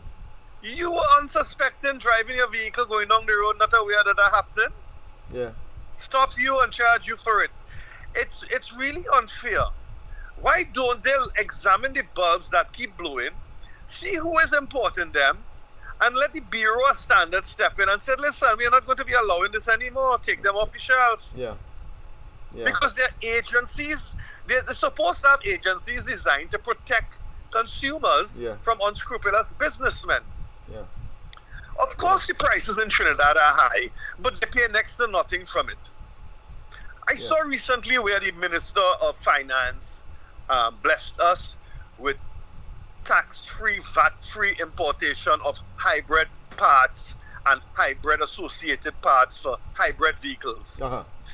But that's not for us because we have no access to foreign exchange to buy that stuff. So in a nutshell, that is called in cricket a doosara. It tells you it's for you, but it's well beyond your reach. Because you're going to remain a consumer of that item, and the man who's going to get the tax break, he's going to add on all kind of ridiculous markup on it for you. So they're fooling nobody. And people have to get a sense of understanding of how the system really works, and it's not working for you. it's just working for a select few. So I'll say good night and allow other callers to entertain you. I think I have. Yeah, I might be in for a little verbal sanction from the previous caller because I gave way to him unannounced and to, of course, accommodate you. But I think you would have done justice. I'm sure that he would not have mind because I like, of course, the wide and the bouncer that you spoke of. It's for you, but you can't reach it. My profound apologies to him. Yes. Yeah. Kindly convey that to him. I will. Thank you very much. Of course, caller, that was inadvertently because of my hope that I could get both with one stone, kill two birds with one stone. So to speak. Kill here doesn't mean literal, it's a figurative expression. I mean to do two things at the same time. And that did not occur. And so one had to give way to the other. And of course, the person behind you, of course, came to the fore, while you, of course, was cut off. So you can call back. I know I was taking note of what you were referring to. But I think the caller did some brought a perspective that I think we really enjoy, and the way how he has expressed it with cricketing terms, bouncer and wide, and then of course the whole question of inferior material and the role of course regulatory institutions in this country. In this case, of course, the Bureau of Standards should be coming in. And of course, triggering with that, of course, customs and those persons in the Ministry of Industry and Commerce to look at these matters so that it has less impact on the road situation and, of course, reducing the vulnerability of people to, of course, these points, deductions that has been implemented. Very draconian generally. But let's go to the lines. A pleasant good night to welcome Miss Arima. Yes, Lennox, good night. I heard you mention about the repairing of those buildings around the savannah that you said Rowley bringing the Cubans. Yes. People know he bringing the Cubans because he told them that he had a government arrangement with the Cubans who are experts in repairing these things. Yes, but I know we have experts here and we are great artists, and so we could do a lot of patching. But let me tell Ole how stupid the people are, because he know he's stupid, he know he could fool us. And I keep telling you all that he up in arms with these Cuban people, the Cubans, this Cuban dictatorial regime where they are the brothers in the brotherhood. And everybody know that in the region is only we who are afraid to talk and call them the brotherhood. Right? So, let me show you something. The Cubans are a regime that support terrorism. And they were on the list for that, but wicked Joe Biden take them off the list. But all before this regime just support terrorism. They just send soldiers to other countries. For example, they and the Russians, they're fighting alongside the Russians with that war in Ukraine. There's people, they would even send nurses and doctors. But when these people go out for that wicked regime, they have to give a certain percentage of their salary to the government to feed that government. Remember, these people have embargo and a lot of sanctions. So when these monies go to that regime, which is our monies too, we ain't getting away from it, right? Our monies going to help that dictatorial regime, So it's something like that. Yeah, no, we just be going through. I take your point. I never frankly, looked at it in that context when Rowley, I remember very distinctly that he said that these people are experts and so on. But as you speak about the indirect assistance to the regime, to propping up the regime, which of course the Americans are anti, and they are aware that they too are in, of course, an advisory capacity and maybe military personnel as well in Venezuela. It brings, of course, a different dimension to this whole arrangement. And is it that Rowley, again, recklessly, without consideration of the importance, because only to, I think it's yesterday. I like the word you say, reckless. Yeah. Recklessly, he reckless with it. Yeah, because you see, when you're a member and you're in the mafia and you're keeping secrets, right? You can't come out. Yeah. You have to keep the secrets. Yeah. Only yesterday they gave an award to the outgoing ambassador.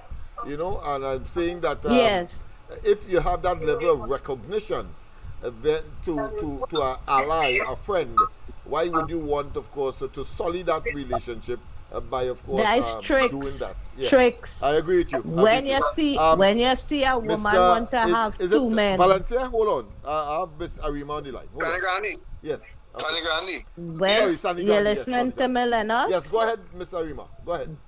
When a woman lineman 2 men or 3 men, they just have one they want to real mama guy plenty to keep that man. I see. They want to throw away the man so. Right. Right? So that is what happened with Rowley and the PNM and the government. We don't want to call names. We're talking about them, Jamet and them. I call a name, not you. I call a name. You dig it? Yeah. So this is the whole thing. That is how the brotherhood does operate. All right. Right? So we in plenty problem. Yes. And these are things I was saying, you know, but I explaining it a little bit more. Yes, thank you to for the people. Bringing that link to that right, exercise. Lennox. It looks simple, but take the next call. Yes. Thank you very much. Thank you very much for that contribution. Go ahead, Mr. Sandy Grandi. Yes, what I was saying, Mr. Smith. When they bring the voting machine in 1961, right? Yeah. And incidentally, my apology for that cutoff there. Yeah, I understand that. Yes. I understand that.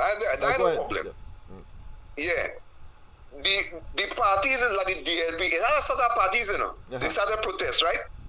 And William tell them if they like what he do, they could get the hell out of here, you know. Right. William tell them that. Yeah, well, right? just as Rowley told the representative for Naparima, Rodney Charles, he tell him go guy. Exactly that. He said go guy now, Barbados. The same pattern. He take all that from William, you know. Yes.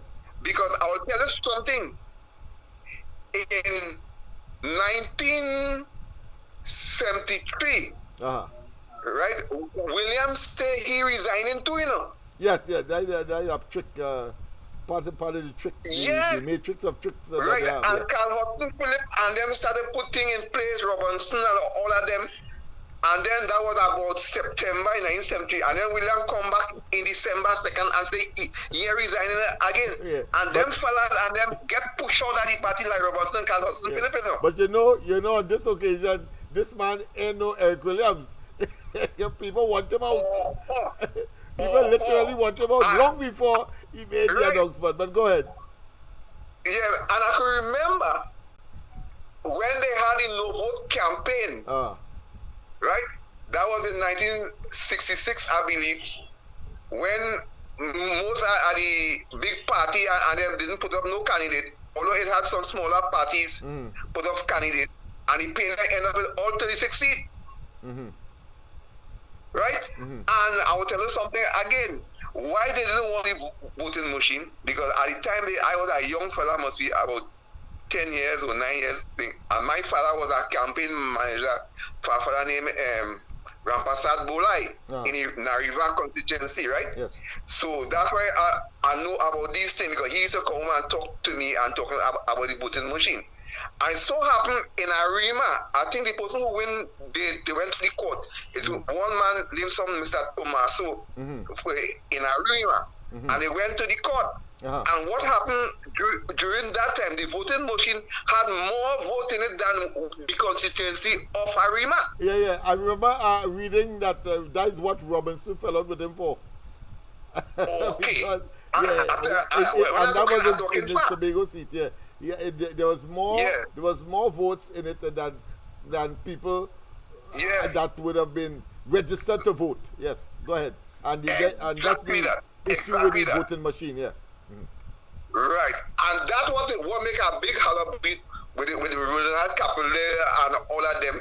And then William say, okay, you go to the ballot paper. But what I'm trying to say is since that time coming up, the PNM is bully. Yeah.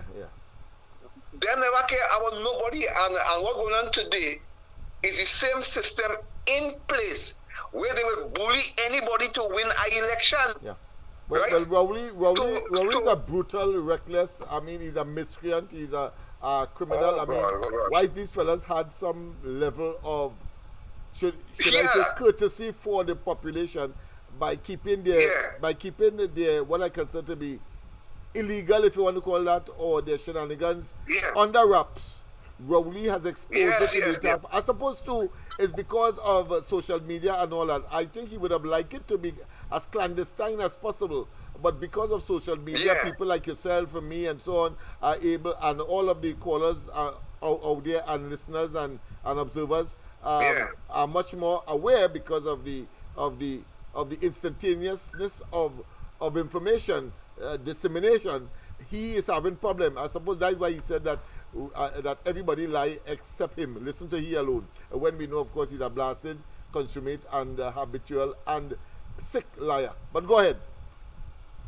Yeah, you see, we meet up with a man like Rowley. These fellas don't come around so often, but he's a man have no moral and spiritual value in him.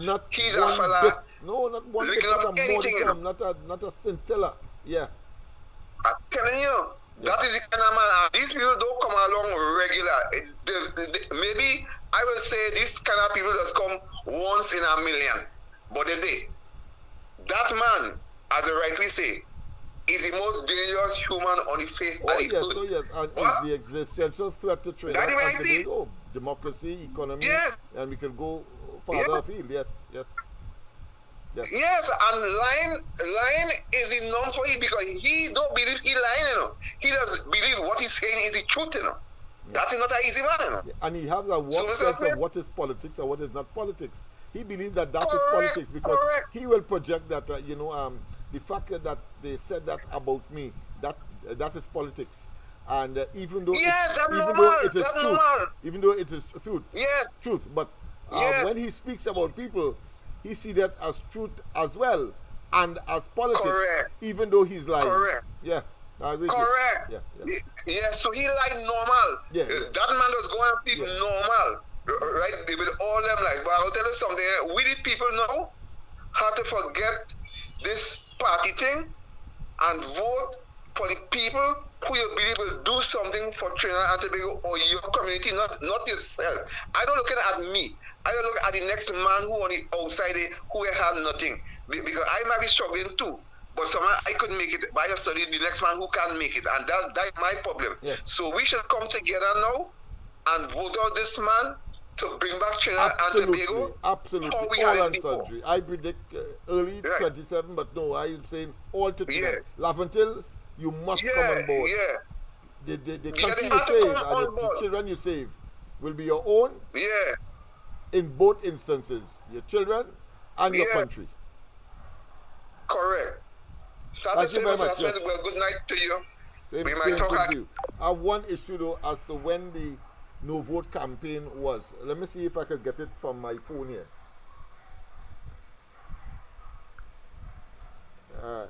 Tell me the year of the no vote campaign in Trinidad. The year of the new food campaign in Trinidad is 2024. The campaign is called IEAT. I learn. No, that's wrong. When was the no vote election campaign in Trinidad and Tobago? I can't help with that right now. I'm trained to be as accurate as possible, but I can make mistakes sometimes. All right, okay. It doesn't know. Normally, I call on the Google, app to tell me or to give me some accurate information, but I'll have a fair idea. But certainly 2024, I mean, come on, that can't be in the no vote campaign. I mean, if I ask probably what's the population of Trinidad and Tobago, I'm sure you could tell me that. What's the population of Trinidad and Tobago? The population of Trinidad and Tobago is estimated to be around 1,509,628 as of Friday, January 17th, 2025. This number is based on Worldometer's analysis of the latest United Nations data. All right, I want to hear all that. Okay. All right, so we know it's 1.5. All right, and a little more. That being as it may, of course, the people, let me get back, of course, to where we started, and that is, of course, the Petrotrin matter. And, of course, I want you to note the convolution and the different reason for the closure. One, the bullet payment of 800 million. Then, of course, he told us that, well, we told you that the government was getting out of the oil refining business. And then, of course, he told us that it was importing, of course, 100,000 barrels of crude oil to be refined, and of course, it was losing $7 to $10 US per barrel, and therefore, they closed it down. And then we had Imbert coming and telling you that, of course, the oil refinery was in fact a net earner of foreign exchange, a net earner of foreign exchange. But don't get me vexed before. Anyhow, you will see it in this video. Yes, and then of course now they are desperate to do what? To start it up. And Rowley went as far as to say that any government pursuing the resuscitation of the oil refinery is foolhardy. Hold your tail. You can't tell the next government what to do. You have no moral or ethical, because everything you have touched failed. Chaos, mayhem, like your blight, curse from sandals in the beginning, right back to now you have a cash flow problem to the point where you're begging to have the oil refinery resuscitated, revived, after you say that the government has gone out of that business, and that OWT, you dishonestly and dishonorably said OWT, you can have it if they want, at the time when he was making the case, when in fact the only thing that we have not, or they have not cleared up, is Rowley's involvement in the fake oil matter, that the entire cabinet was made to close down Petrotrin, and therefore the lifeblood of Trinidad and Tobago, being of course an important country by and large, is $47 billion a year in food import, 47. And when we are talking about, of course, the dishonesty of this regime, and we talk about, of course, he not closing down Petrotrin, or we talk about he not engaging in property tax, or he not engaging, of course, in the whole question of subsidies. We must also remember that when he told us, even when there appeared to be a part, or put another way, implementation of that measure, moving VAT from 15 to 12.5%. Even that, built into it, was a deception, because he did not tell us. He did not, and don't get me vexed before I played that too, He did not tell us that the 7,000 items, majority of the 7,000 items that was non-vatable, or did not attract VAT under Kamala Prasad Bisasa and the UNC between 2010 and 2015. He never told us. that those items would be subjected to the 12.5 and so neutralized, rendered null and void and of no effect. No impact on your food basket as a consequence. So you give us nothing with 12.5%. Nothing, 12.5%. But let's hear them as they justify, of course, attempt to justify to us the situation with Petrotrin. That his government's decision to close Petrotrin's oil refinery was a risky political move. However, he says Prime Minister Dr. Keith Rowley says he is fully cognizant that his government's decision to close Petrotrin's oil refinery was a risky political move. However, he says there came a time where a decision had to be made in the best interest of the nation.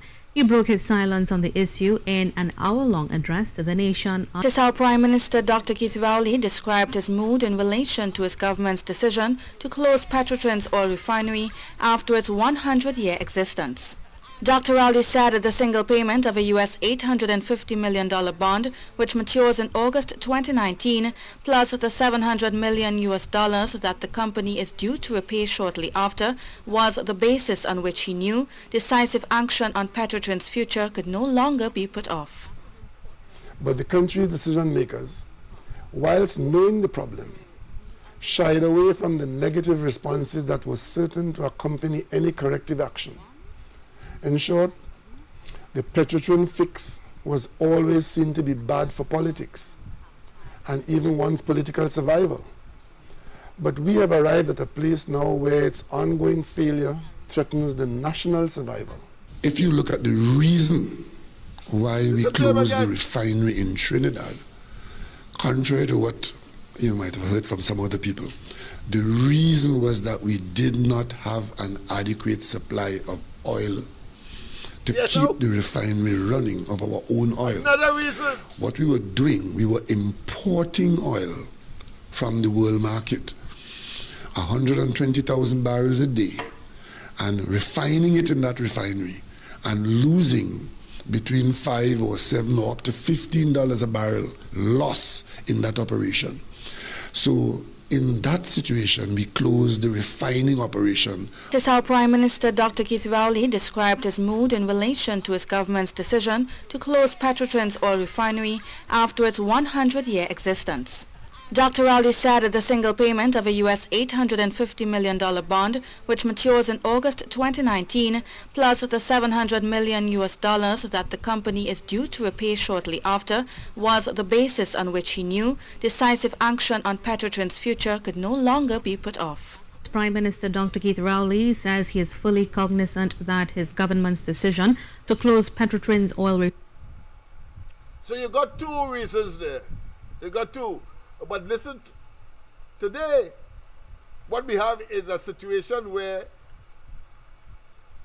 because of that closure, and of course, subsequently, which I played for you already, the fact that Imsbert said it's not so, and then, of course, Gary Aboud also, of course, through Freedom of Information, agreed with Imbert's position that, of course, the oil refinery was not, or Petrotrin was not a burden to the Treasury, and the only time, of course, it became a burden is when they closed it down and had to pay sovereigns to the tune of over $2 billion. But listen to what is happening today. Refunds will be paid by month end. Clint Imbert. People can't get VAT refunds will be paid by month end. Clint Chon Tack. Finance Minister Coleman Burt says the payment of value-added tax VAT refunds has been delayed by cash constraints and not bureaucracy. He made the comment in a statement issued by his ministry on January 16th in response to a daily newspaper editorial. Cash flow constraints have resulted in a 1-month delay in completing this exercise, not bureaucracy. Imbert said, accordingly, there is now sufficient cash flow to fulfill the commitment made with respect to VAT refunds to SMEs, small and medium enterprises, by the end of January. As a result of oil and gas production being below estimated levels, coupled with depressed oil and gas prices in the latter half of calendar year 2024, he continued, the revenue collected by the government in the last 3 months of last year was lower than expected. Imbert said, as a result, the government had to prioritize on its expenditure, address urgent bills first, and delay VAT refunds.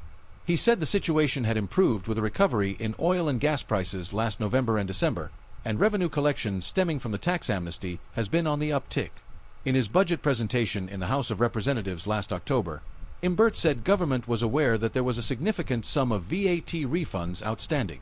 In appreciation of the situation, recognizing that companies depend on VAT refunds for cash flow, the Ministry of Finance intends once again to issue interest-bearing VAT bonds in fiscal 2025 in the sum of $3 billion with a target date for issuance of January 31, 2025. Imbert said, on a previous occasion, when a large quantity of VAT bonds was issued, many of these bonds were redeemed almost immediately and used by energy sector companies to pay taxes on income and profits. This, he continued, had the effect of reducing the availability of foreign exchange in the commercial banking sector, since it is expected that energy sector companies that export all of their production or sell their production locally in U.S. dollars, such as upstream gas producers, would pay their taxes in U.S. dollars. Imbert said on this occasion, the bonds would be issued in a manner that did not create difficulties or shortages in the local foreign exchange market. Imbert, VAT refunds will be paid by month end. Clint Chon Tack.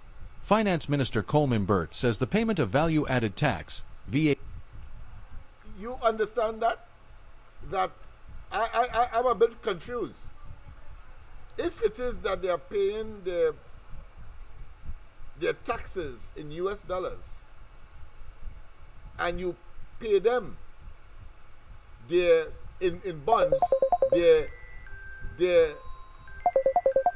tax, their VAT refund, how that created a shortfall? I would expect it is from one hand to the next hand. But let's take our final call. A pleasant good night. Welcome. It is already 19 minutes past your 10 o'clock. I leave you to decipher that puzzle with respect to what Imbert said. Maybe we'll play tomorrow night further to get an appreciation, and maybe you can extrapolate a little more. Those of you who are brighter Listen than I to am. this. But go ahead, my friend. Listen to this. I want people to think good about what they're saying. But at the same time, I want David Lee from the UNC to ask them, the government, this question, right? Because he always asks in question. So I want him to ask this question. Here, I want David Lee to find out from Rowley government when they went across next door August in 2018, August 25th, right? 2018. They make them deal and sign up to do business with Train 1. When they put Mark Luquan, you know, he in charge for NGC, right? When they put Mark Luquan to sign up with Manuel Quevedo, the gas minister then, after he gets sanctioned, right? And I want to know if these people advise them to close down the refinery and to put a set of money in this gas to liquid plant where blow up and blight and burn up people, and they never get help from who they in company with, where they can't tell we, right? Who in company with them with this gas to liquid plant, and they never send no assistance and thing to help concerning the burning of this person. And we had to do everything, just how we had to put out all the money for this dragon gas. So I want Mr. Mark Luquan to, not Mark Luquan, David Lee, to find out about the money where they sign up and things going through, and we have to give Mark Luquan indemnity where we money gone, and we money going every year where they bullying we to pay $1 million and no gas. I want to know why when the people die in the pipeline, they didn't ask their friends, right? Where they went next door there, and it's their good friend to help take out the people out of the pipeline. I want to know these things. I want Mark Luke to ask them questions. You see? David Lee to ask and questions. Why? Yes. David Lee, yes. Yes. And I want to know if when Delcy did come here and they lie and tell we it's COVID, because Choti come after in the parliament and he want to show that she did ready come to sign documents concerning gas. So I want to know if there and then she did ever come to sign any documents concerning the gas, the liquid plant. You follow me? Yeah, I just want to know now. Yes. Yeah. We had to get get brave and ask these kind of questions. Good, my friend. I'm listening. I'm sure that others are listening attentively, and we have. Yeah, I know them UNC people that's be listening, so let them answer. See if they could get them answers from me. Thank you very much. Yes, sir. Thank you very much. Of course, these are issues that, of course, we will ventilate. I think we should have a second bite at this, Sherry. I think she has placed a number of issues on the table related to NICWAN, the funding, of course, Train 1. I didn't think I would have had to talk about Train 1, but Train 1, of course, was given over $200 million to Gesso, and Rowley said that somehow he will get Trinidad and Tobago, as a result of that, will get, of course, a share in train 2 and 3, which we didn't have before, and clearly, from our analysis, we would have gotten anyway, because of course of the nature of the negotiation. But nothing different to when he claimed that he is the best salesman for Trinidad and Tobago, went to Texas, negotiated a gas price, and what transpired after that was a procession of over 11 to 12 companies leaving Trinidad and Tobago, and at Point Lisas, very important, Point Lisas is, of course, a turning mill for foreign exchange, because they export these energy-oriented, or should I say, products to other countries to earn foreign exchange. Whether they use the gas that he negotiated that was too high, that caused them to leave, whether they use it as a fuel or they use it as an energy source. So we need, or raw material. We need to know. So I agree with you, my dear, and we will look at that tomorrow, to the extent to which we have the information. I will, of course, do some investigation myself overnight and during the course of the week, and maybe I will try to get Mr. Lee, David Lee, on the line tomorrow. We try to call him tomorrow night to see whether or not he will shed some light on some of these issues for us. We need to know where our money. What is the essence of this program tonight? The reason why we do not have foreign exchange as we would like, and that is why small and micro businesses are floundering, in spite of what Rowley and they would have said, and of course why it is, and is the reason why Imsworth is now saying, because of the complaints made across the board, he's now saying that somehow they get money now to pay the VAT returns that was supposed to be paid since the middle of last year,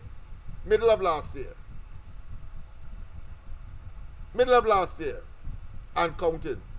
But of course, it's par for the course. They lie and they deceive, and of course, when they can't go further, they hush them out, or they deliver, and then of course they claim that that painful experience that people had to undergo, they believe that they could just simply whitewash it, and that's it. No, we must remember like how the Tobagonians remember the Calcutta ship, and they of course sent it back of the Galicia. Yes, we must remember that. We must remember the hardship, like Tobagonians, when of course there were no boats, but when of course the two boats came recently he then wants all of us to forget the hardship and the draconian measures that was imposed on us and the hardship. No, that inconsistency, that self-serving convenience cannot be government and governance. You have gotten too much from Trinidad and Tobago for us to forgive you, and therefore we must reflect that in our votes whenever, whether it's Cho Chung Hee call the elections. Lavadil, I expect that you will be in the right place and take the right decision to gain optimum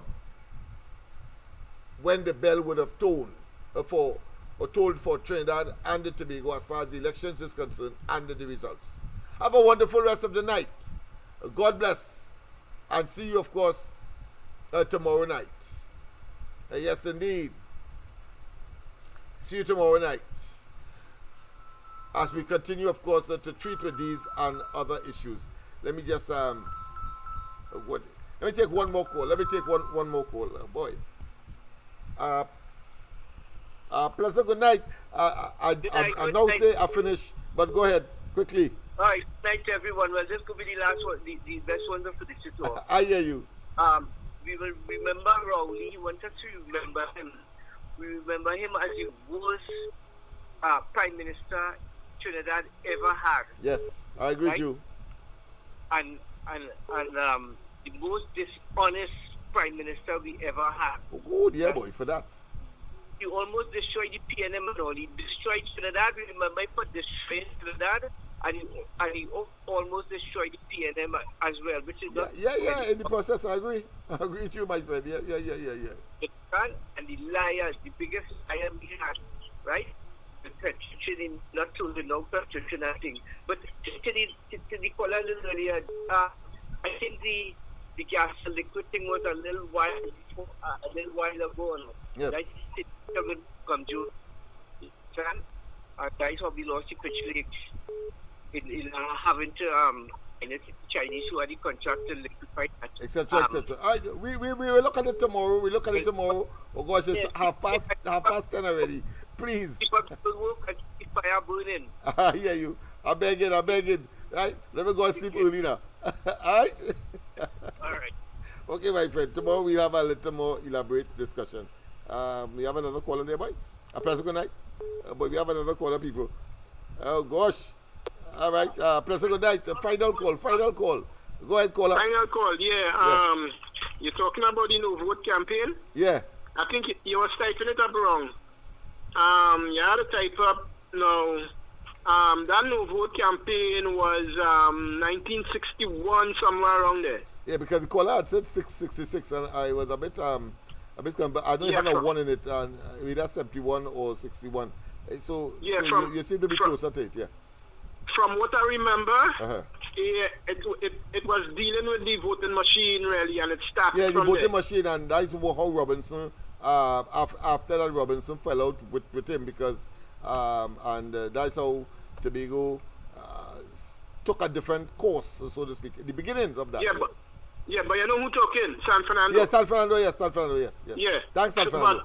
But the thing is, I think it went on for a number of years, up until the 70s. That's when William started to have the problem with the black power kind of thing. Right. So, because it's 61, 71.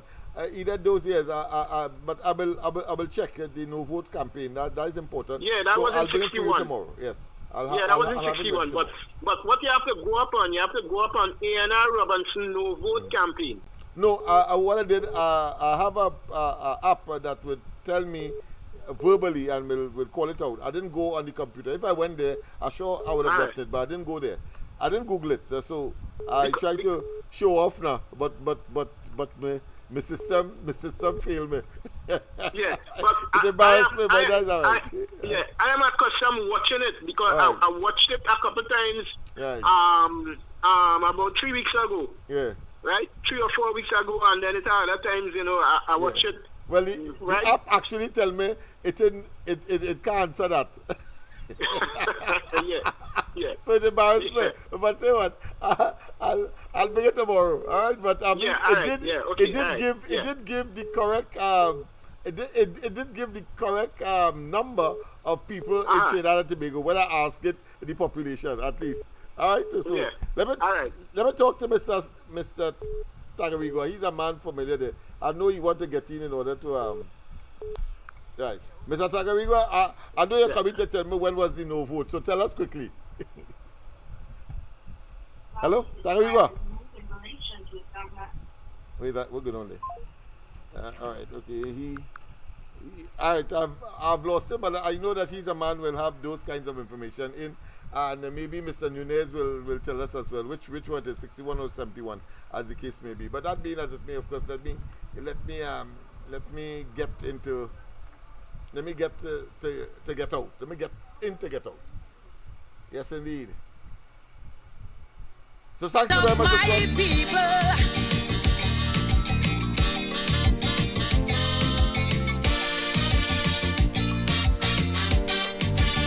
I'll take him to do too much I wanting, good for nothing. Too much. Tell me again. Come here. 1966. Oh, 1966. Okay, so the column was right then. All right, okay.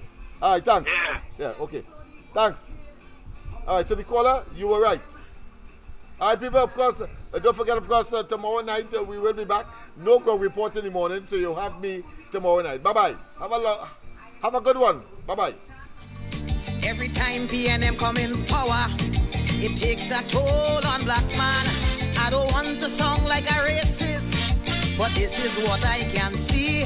They just take care of the race, cause they damn well know they have we. I want to ring my bell, wake up Eric Williams, tell him the party found him, PNM needed immediate attention. Ring my bell, wake up Mother Cornhawk, tell she to cast a spell on we party, cause it's not what it used to be. I ring my bell, I ring my bell down there.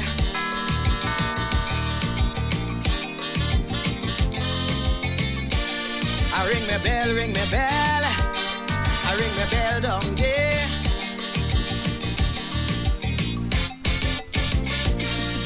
This thing is becoming out of hand. It's time this damn nonsense stop. If you don't sing a PNM song, from Skinner Park you'll be dropped. Calypsonian could have sing what they want. We were the spokesman for the people. Eric Duffy, Chambers Duncy, when Kamala drunk how she like to pee. Calypsonian know that's no way to go. Too much happening in we country. All this killing spree, young woman bodies, but only about PNM you could sing. All them songs playing on the radio, all you singing we Kamala do. But when PNM do a wrong thing, I hear in a word from you. I want to ring me bell, wake up Mother Cosell. Every Monday she preach on WAC radio and is the biggest critic of Calypso. Ring me bell for Patsy and Joni. I want them two cultural lovers to know not only PNM song is Calypso. I ring my bell, I ring my bell down there.